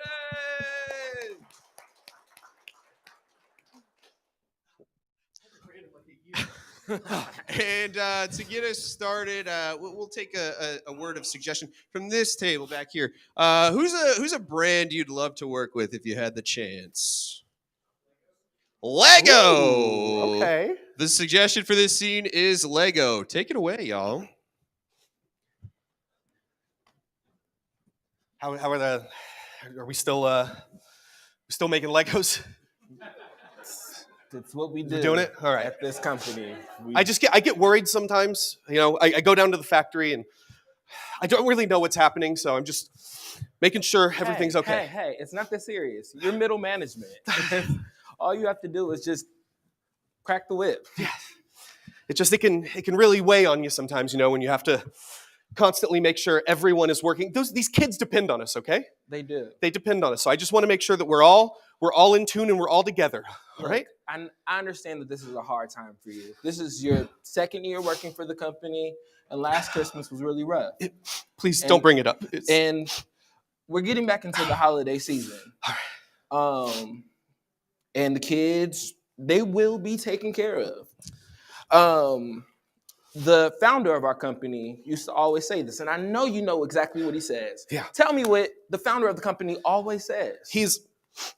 I'm sorry, it's just, you know, I've kind of based my whole life on this. He always says, "Can you fax that to me?" Yeah, true. And it just, I really take that to heart because sometimes I feel obsolete at work, you know? Mm-hmm. I just feel like no matter what I do, I'm not really helping, I'm not contributing anything, much like a fax. So it really makes me feel a lot better. Hey, relax. This one's on me. That's a lot of vodka, thank you. But we have a motto here at Lego. Mm-hmm. It's written all on our walls. Everywhere. Wear it on our t-shirts. And we say here at this Lego factory, loud and proud, I'll be back. It's true. You know, Playmobil had us there for a little bit. A little bit. Sometime from 1985 to 1987, it was all Playmobil, right. But no longer because we're back. Right. And that, you know, that's inspired me my whole life as well. Well, lunch hour is almost over. And the factory workers are going to be back in. True. Practice your motivational speech on me. Okay, guys. I know that it's been really rough back there. I know we've had a whole bunch of injuries. You know, Stacy's hair is going to grow back. I promise. It will happen, all right? But just whenever, you know, if you ever get your hand caught in a machine, just remember what we always say. Good stuff. Keep it up. That's good. When I was in your position before I got promoted to upper middle management, I used to give my workers speeches all the time. I would say, it's 9 a.m. We work 12-hour shifts, 8 days a week. The children depend on us. And you must always remember,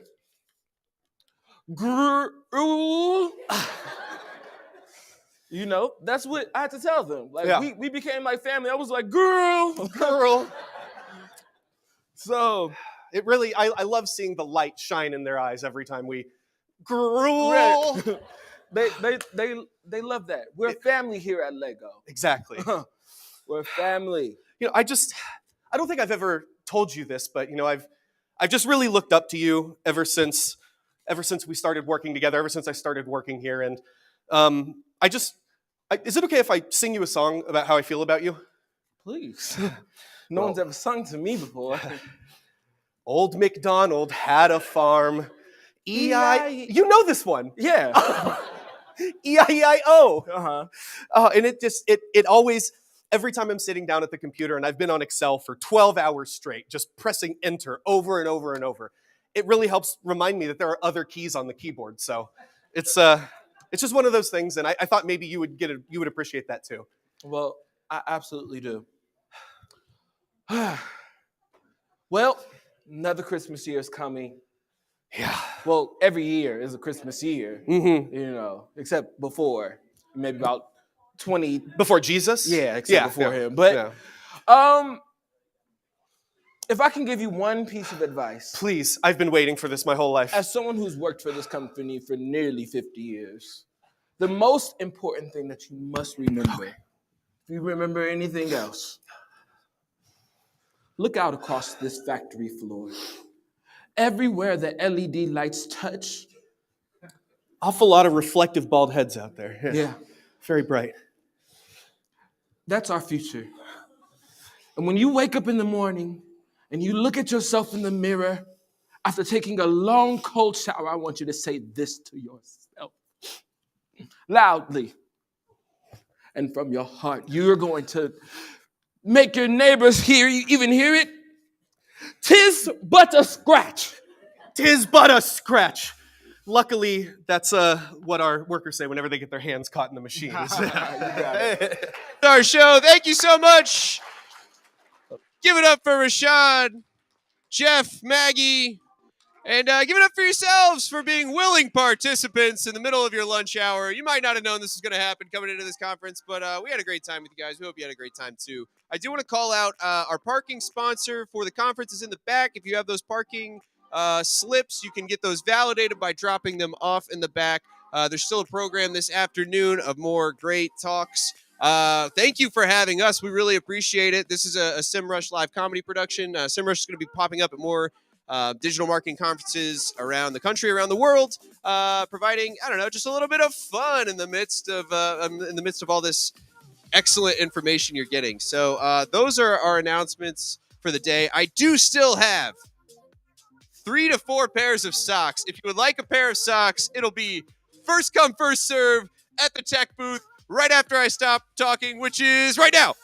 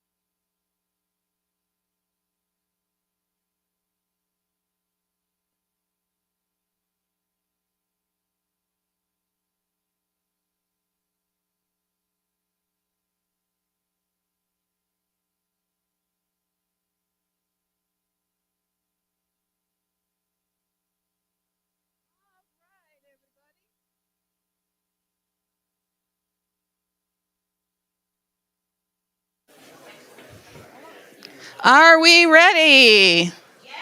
All right. I'm telling you, we saved the best for last, just for all of you. And I am so excited.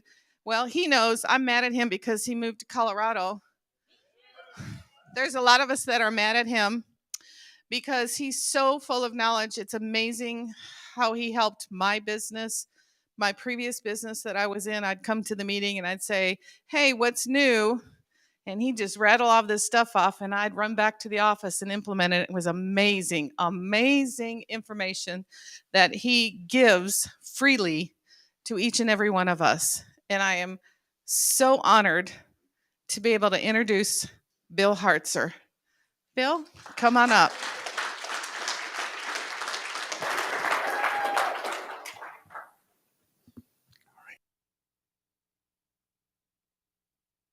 You don't need that. You got that? Yeah. Oh, you want this too? Something to hold on. I don't know. Okay. I lost it when I moved from Texas and sold our ranch and went up to went up to Colorado. So I'm so happy to be here and be able to replace the one and only Dwayne Forrester. For years, Dwayne has been a fixture with State of Search after every the end of the end of State of Search.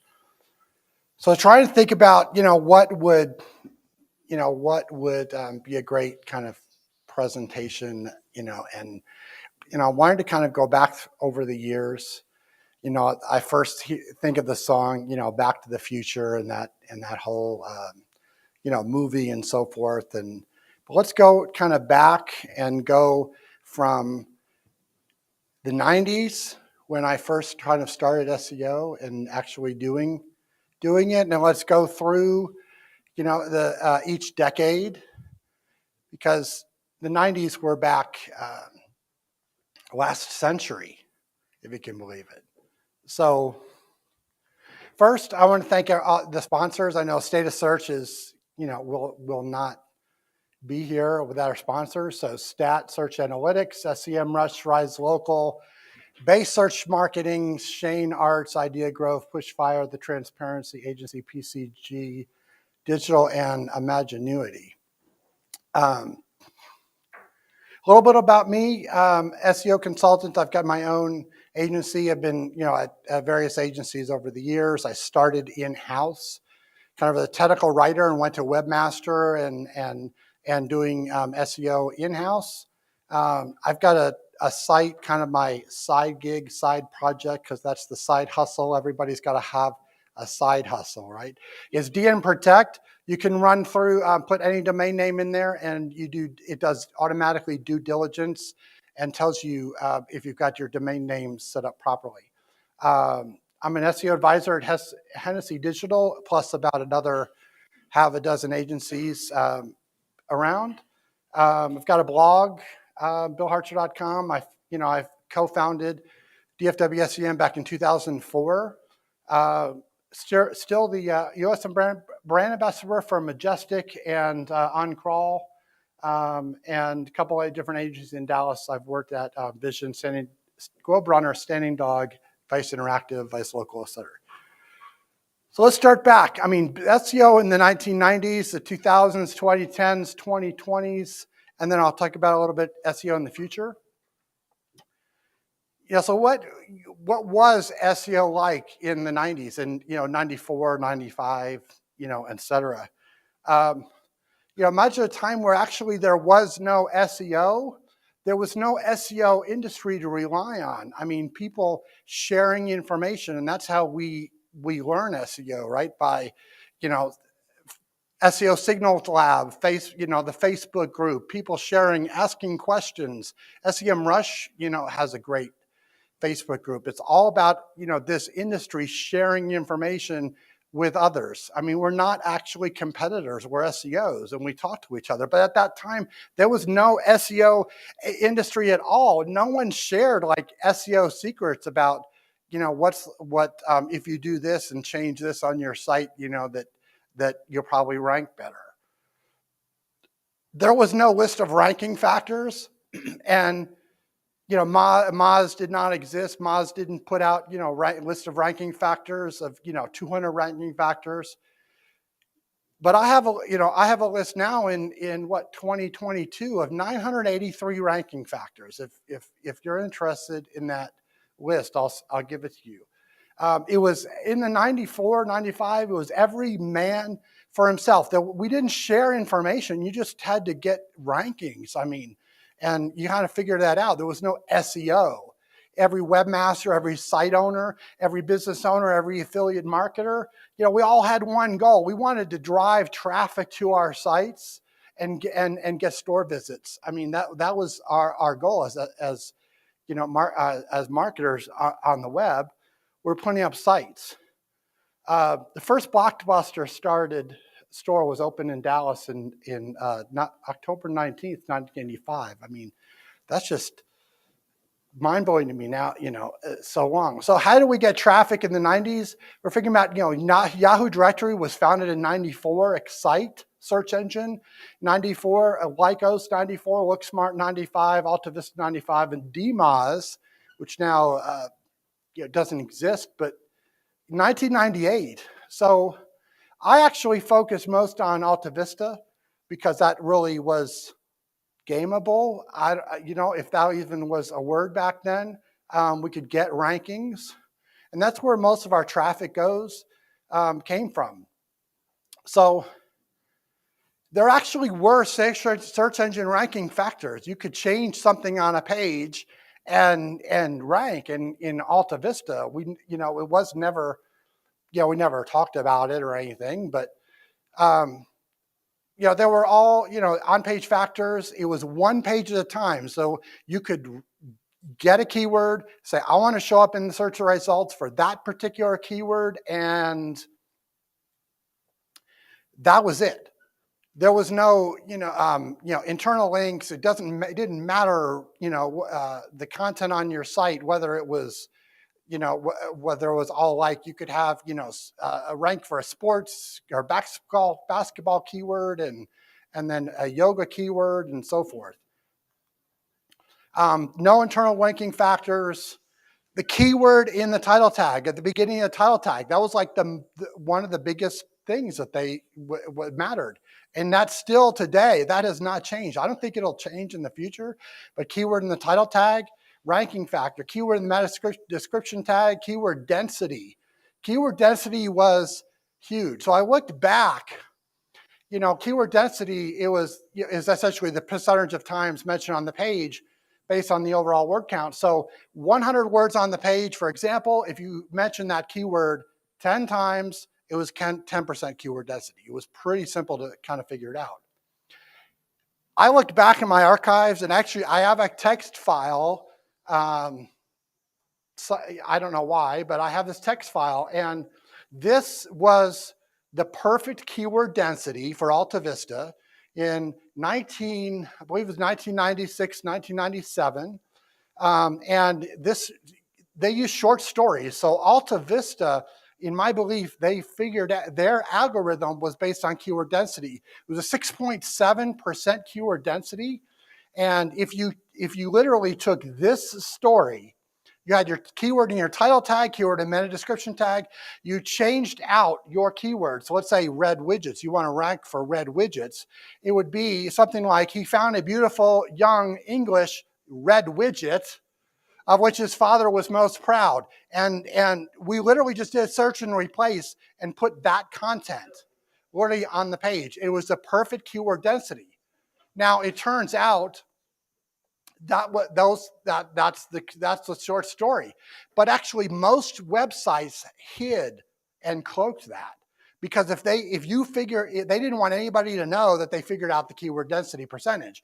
And so what would happen is you could literally you would go do a search for a popular keyword, find the search short story of the day with the keyword density and percentage. And literally, if you could get past the JavaScript redirect, then on the page that everybody had, because remember, search engines at that time never executed JavaScript. So we could redirect to other pages. We could throw up other content, all sorts of stuff. I believe it was probably around 2015 where we really started to see Google was saying, oh, well, now we're executing JavaScript and now we can actually see what, everything that the human sees on the page. Now, that's what, at that time, it was 96, 97. We were using JavaScript redirects. You analyze the short story content, find out how many pages, how many words you needed, either use that short story that everybody else is using or write your own content at the same keyword density and same, but that was a little bit more work. So basically, here's this fun thing was you would create, if you created your page, you could actually submit to Alta Vista, fill out the form on their page, a submission form, as long as you did it by 8 a.m. Central Time. And I remember because every morning before work, before driving to work, I would start up my, computer, create the page, submit it by 8 a.m. And by 8:30, it would rank for 24 hours until that whole process, went again. So that was kind of the fun back in, 96, 97. We have to mention it was the late 90s. PBC started in 1998 as GoTo.com, later turned Overture, and then Yahoo Search Marketing. Google started their search engine advertising in 1999, but it was October something. This is the 22nd year. I believe October 18th or something like that, where Google AdWords was actually first introduced. So let's move on to the 2000s and early 2000s.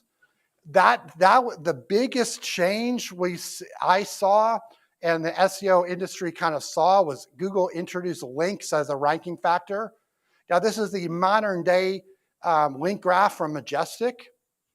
However, as you see the target site in the middle, and you see the tiered links, one website linking to the main website and so forth. And that's what, Google actually introduced. And that shifted everything from on page only to now links. So ranking in the 2000s, I constantly saw over and over that it was smaller and smaller percentage. We're talking Google here.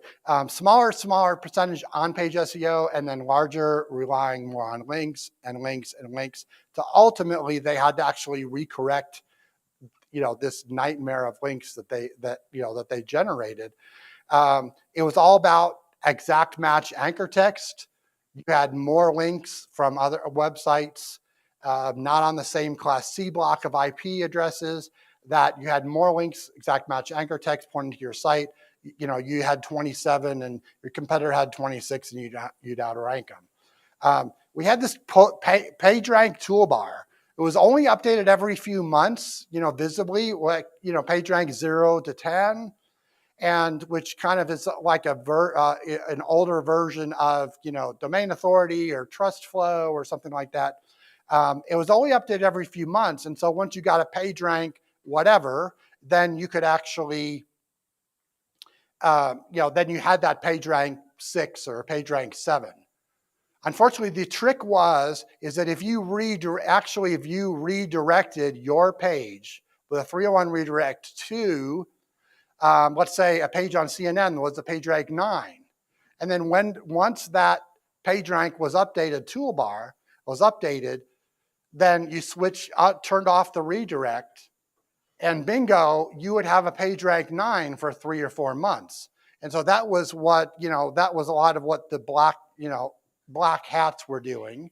And that's how they essentially sold links as PageRank. You could buy links. And so basically that turned into, where basically the SEO strategy was buying links and buying text link ads wherever you could. There's textlinkads.com was thriving. People were buying and selling. There were people buying expired domain names and redirecting them. And even the larger organizations, I had bought expired domain names and put up blogs because I was a technical writer and wrote a lot and so forth. And basically I'll put up 80 to 100 200 blogs, and frankly I was selling text link ads and making a fair amount. We had Google AdSense, but also the text link ads. And the even larger organizations, I mean large, the Targets and Walmarts and so forth, they were buying text link ads. I mean, and they were showing up on sites I knew about and owned and so forth. It just got out of hand. I mean, really, it got out of hand. Google had to actually fix this. It was crazy. Then we had the Google Florida update. That was named because PubCon conference was in Orlando, Florida, going on when Google released that update. And as SEOs, we actually got to name the updates. So this was the famous Google Florida update that basically happened in November 20, 2003, right before Christmas. It affected basically how links were calculated across the web.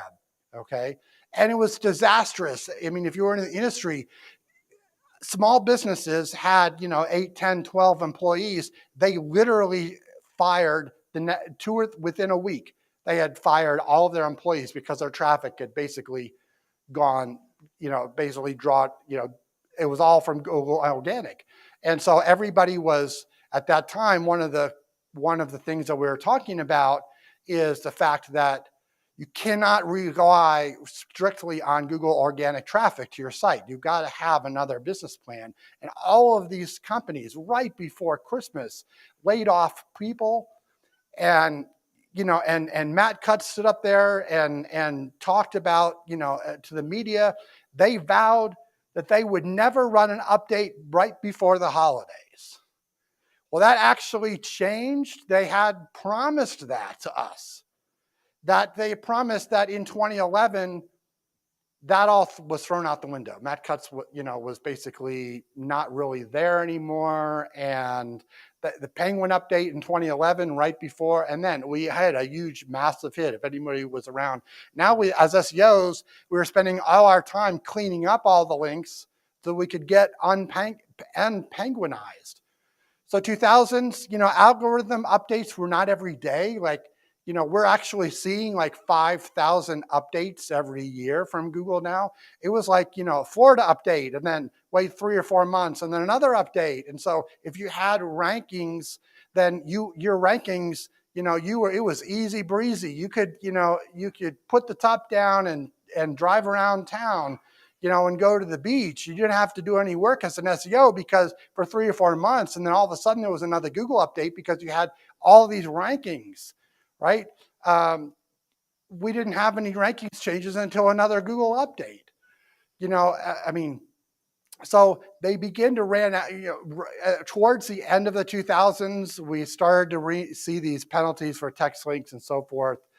And then what's interesting to note is 2009, Matt Cutts, when he was talking about social signals, because Twitter was coming out, Facebook likes, and so forth, and tweets and so forth. They were trying to figure out as SEOs at that time, like, okay, well, if we tweet something, is it going to help our ranking? Or if we Facebook, like something on Facebook or any social media site, is it going to help us? Well, their answer at that time was, it's actually going to take them 10 years to fully trust the social signals like Facebook likes and so forth. Basically, the first year they would, look at a Facebook like and say, okay, well, it's, we're going to trust it 10% of the time. 2019, if we look at that time frame, 2019, they fully understand and trust social signals, and they've got it figured out. It takes actually their algorithms that long. So another 2000s, content. I mean, on our sites, blogs. I mean, every company the SEO strategy was, you have your main site or your service pages, those don't really change, and then you add a blog, right? whether blog.domain.com or companyname.com/blog. And then you promoted that, you make it shareable and so forth. That was, all the rage. And everybody, every site had to have a blog. Every company had to have a blog where they could share it on, on Dig and Delicious and so forth, right? The strategy: post on your blog, share it on, Stumble Upon for traffic, and then, try and get human views, try and get natural links to the site. And the question was, social bookmarks. We were doing all the social bookmarks from all sorts of sites. Directories were actually counted as links, like, and so everybody built, all sorts of niche directories, and we had directory software we could put on our site and just have, fill it with links and outgoing links. But SEO in the 2000s, SEOs we continued to find loopholes in the algorithms, and what I have found is that if I looked at a list of all the Google algorithm updates, right, from that Moz had listed, and I found literally, as you go through that list of 30 something plus algorithm updates, Google's algorithm updates were actually to fix something that we all broke, okay, and that something that we exploited. I mean, like links. Okay, they said to us, you got to get links. You got to get links. Okay, we got massive amounts of links, right? Then Google had to be reactive and go back and say, well, that's why, they had to fix everything. And we've seen over and over again, all these Google algorithm updates, except for a few of them, most of them were Google responding to us. And, we think about that. SEOs have the power. We have the power to influence this. And if we don't, if we do it too much, well, Google's going to slap us. And so Google, we were influencing Google more. SEOs were then, and because they were reactive in reacting to what we had done. 2010s, this is one of the biggest things that changed SEO forever, in my opinion. If I'm looking back at for the past 20, 30, from past century back to now, SEO changed forever on that particular date because they announced the secure search update. Every logged in Google user would default to HTTPS. And that meant we actually started seeing not provided in Google Analytics. And, there's SEOs here I know that are really great SEOs, have 10 years of experience. And that's a lot. You never actually experience the joy of being able to see every single keyword that somebody searched in Google and hit your site, and then track that back all to the conversion and the sale, and actually know what keyword someone searched for to get a sale. And we had that before we had not provided. And they basically, Google, took the keywords away from us. And, that made it much more difficult. Look at some of these algorithm updates. I mean, they came more and more frequently in the 2010s. We had a Google negative reviews update. In 2010, if you can imagine, 12 years ago, they launched Google Places. And that is now Google My Business Profile, was previously Google My Business. I mean, I can't believe it's been 10 years. It was where you had listings on Google Maps, and then they launched Places, and now you could create your listing. We had the search secure search update. We had Panda, Penguin, the exact match domain update. And then we started to see the next big round was Google Hummingbird, where basically Google was previously, they were just looking exactly at the keyword. And then that changed because they started to consider the context of your keyword and show results that. We had another HTTPS update in 2014. And then we had RankBrain. They had been using machine learning for a few months. We had Google, so mobile friendly update actually was something not that was, I think that was more proactive versus reactive a type of update. So in the case where everybody is moving and to a mobile phone, so they were proactive and saying, okay, we need to also move our websites to make it mobile friendly, which makes sense. And so that's what I would consider proactive versus reactive.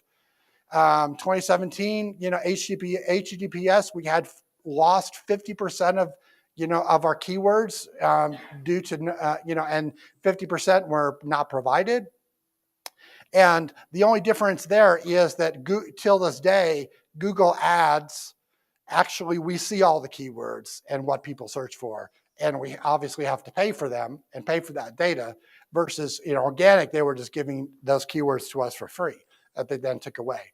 So other updates, and then obviously it looked to me like around 2019 we started to see these core updates which continued, and so we don't see now we don't see them really being so much being reactive to what SEOs are doing.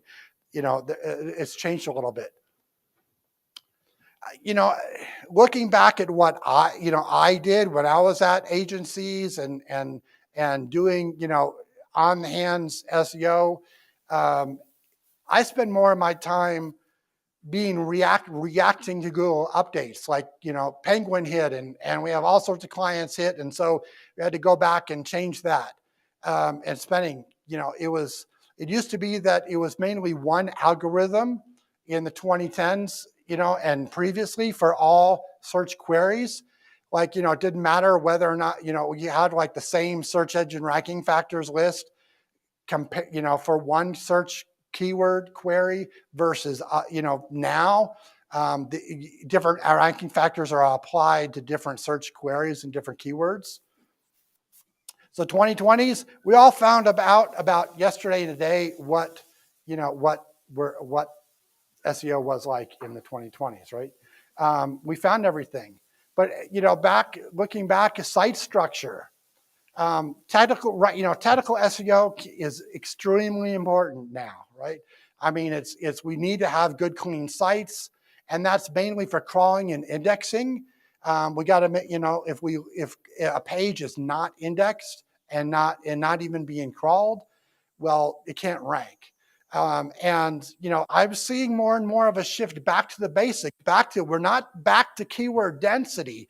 We're not back to those days. However, whether something is bold, italic, using a strong tag versus bold, embedding a video on the page, those are really basic SEO on-page stuff that we can do. And that actually helps, right? And we're back to these basics, internal links, having a good site structure. So the future, let's figure out what the future is. Is SEO dead? Well, no, not really, because I just told you that technical SEO is extremely important, right? But I'm so glad that Google is now considering privacy. I mean, you have to kind of look at this picture, but Google's taking privacy, very seriously, and especially with HTTPS. But they're taking it so seriously in this picture that they have blurred out automatically the face of a cow. So obviously we'll have to deal with Google's AI. Looking back, though, it could be 10 years by the time from whenever they started to use that because it takes them very long to trust all these signals and figure out everything out. They might be going a little faster, but this, the Search Engine Journal article is definitely worth taking a look at. I mean, it's mind-blowing now that, to me, that they can use an AI and figure out whether or not someone's expressing sorrow or anger or being surprised and so forth. And they can also figure out, for image search, the difference between a horse and a person and so forth, right? So this is going to be interesting, as we go forward. About, I don't know, 2 or 3 weeks ago, John Mueller, who's obviously a representative of Google, He fully endorsed this list as us being changing SEO and our language that we're using. So we're actually, webmaster, we're not supposed to use the word webmaster anymore. This is kind of controversial, and some people will say this is ridiculous. Some people will say great. I'm not going to, give my opinion. Blacklist is now, not allowed list or not approved list. White hat SEO is now approved SEO tactics. We're not supposed to use white hat anymore. Black hat SEO, nope, it's not black and white anymore. It is frowned upon, approved SEO tactics, etc. And again, webmaster no longer. It's a website owner, website admin, web content manager. This is, a lot of people in the SEO industry have a lot of opinions on this, and that's what's happening. This is, like I said, past week or two. Looking for the future, we, as SEOs, we need to look at entity SEO. And if you're not familiar with the knowledge graph and having a knowledge panel and so forth, and it's not just getting a Google local listing or Google local panel, it's actually getting into the knowledge graph, getting your brand, your name, etc., and thinking about more about entities rather than so your brand, your company name. Okay, we need to start thinking about internal links based on entities that we're mentioning on the page and topics and so forth, right? So Jason Barnard from the UK has a lot of. I rarely publicly come out and state, and endorse others, but I've worked with him a little bit, and definitely everything he's talking about entity SEO. This is actually the future of SEO, right? The future of SEO. Google will probably figure out the difference between AI generated content and human content. I think they're trying. That's one of their goals. And so, and we'll figure it out at some point. I don't know when. Google, no doubt, will still make changes to Google Ads that favor them and make them more money. They'll make changes to exact match versus phrase match versus whatever other match they want to come up with, but they'll continue to make changes to Google Ads. On page and on site SEO, more important, technical SEO. Some ranking factors will probably not change in the future. Title tag, keyword in the title tag, at the beginning of your title tag, and that's hasn't changed since 1994, 95. I don't think it'll change in the future. Right now, I've have a list of 983 ranking factors. I think they're going to add more ranking factors as they go along. That's a great list to look at, and it's going to take several years for Google to trust like new ranking factors that come out. They're not going to just say, okay, well, they're not going to allow SEOs to find this new ranking factor and change it, and it'll be great for your rankings. So what is the future of SEO? The future as SEO is bright. It's not dead. And that's all I have for this evening. I also have another announcement that I would like to make, that DFW SEM and status search is actually changing. And starting right now, DFW SEM is being rebranded as status search. So we are making that change, and the board and the board has made that change.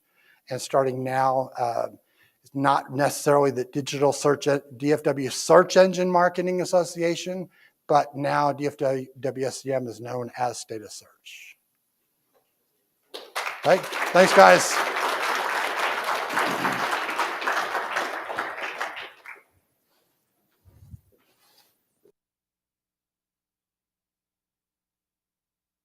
Babe, let's give Bill one more round of applause. He just gave us a great information. I want that list. Yep.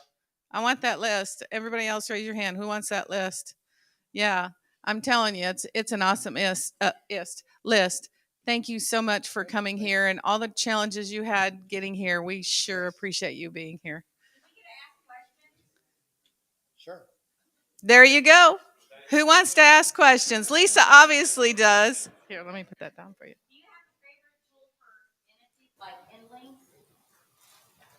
Yes, I really like InLinks, not only because I'm good friends with Dixon Jones, and I ran the beta test on some of my sites for a couple of years before they announced it, but it is because a lot of the decisions and what they're recommending is because they have looked at your content, called your content, compared it to Google's APIs, and figured out what different entities you have mentioned on your page. Anybody else? Really? I think you're just so tired and like wore out. Is that right? You mean this old lady's beating you all? Ask it. I'm older than you, babe.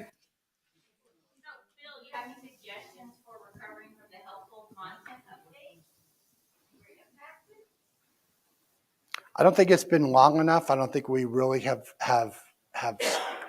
We need a little bit more time to analyze it. Yep. Yeah, Kevin. John Muller's updated list of words to change. If we have any of that on our websites, and I encourage you to go back and change that. I have not answered. I have no idea, but I will ask him because he tends to respond to questions that I asked him. So hopefully we'll get a response. It is. Ryan? I just want to announce that a bunch of us that spoke here are going to Lockhart Plano at 6:30 for some barbecue, and if anybody wants to join us, we've already got 12 people going. All more welcome to join. All right. What else is going on? Brian?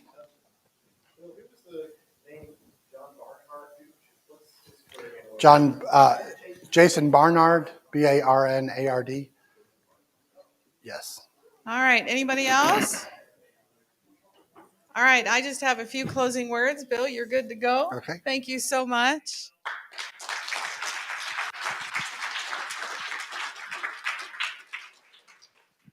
I'm short, so I figured you wanted to see me. Maybe not. Maybe you're tired of looking at me. But I just want to say thank you so much for being here. And STAT, they have a giveaway here. And if you come up on stage, one of you might be a lucky winner. No, he's spinning the names to win. So, or did you already spin them? Oh, there you go. See? Let's see who wins. Oh, Grace Duffy, are you still here? Have to be present to win. No Grace. Okay, bummer. Okay, remove her. Do it again. That is so cool. All right. Think hard, think hard, think hard. Oh my God, seriously? Curtis Boyd. Oh, sorry, Curtis. Jamie's out in the hall. Jamie, can you hear us? Come on, running out. Miss Orange Hair. Come on, Jamie. Is she still here? 10 seconds to... Hurry, Jamie. 10, 9, 8, 7. Woo! All right. You have any last words? I've got one more. Oh, you got one more. Oh, okay. All right. Let's spin that wheel. Let's see who else.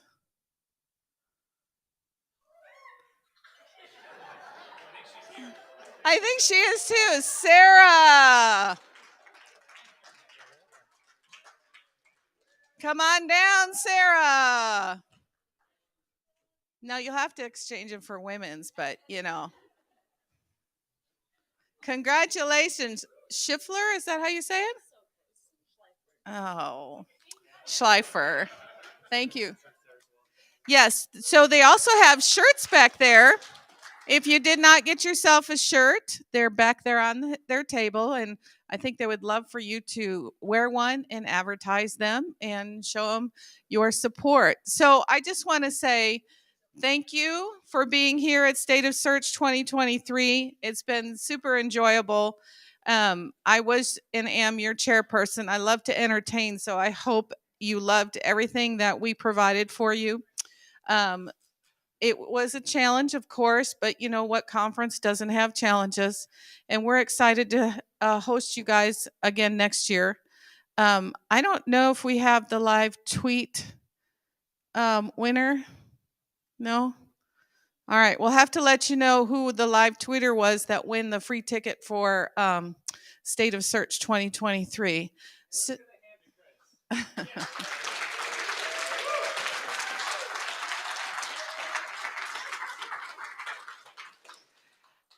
I hope you all have a great rest of the day. Safe travels and thumbs up for me.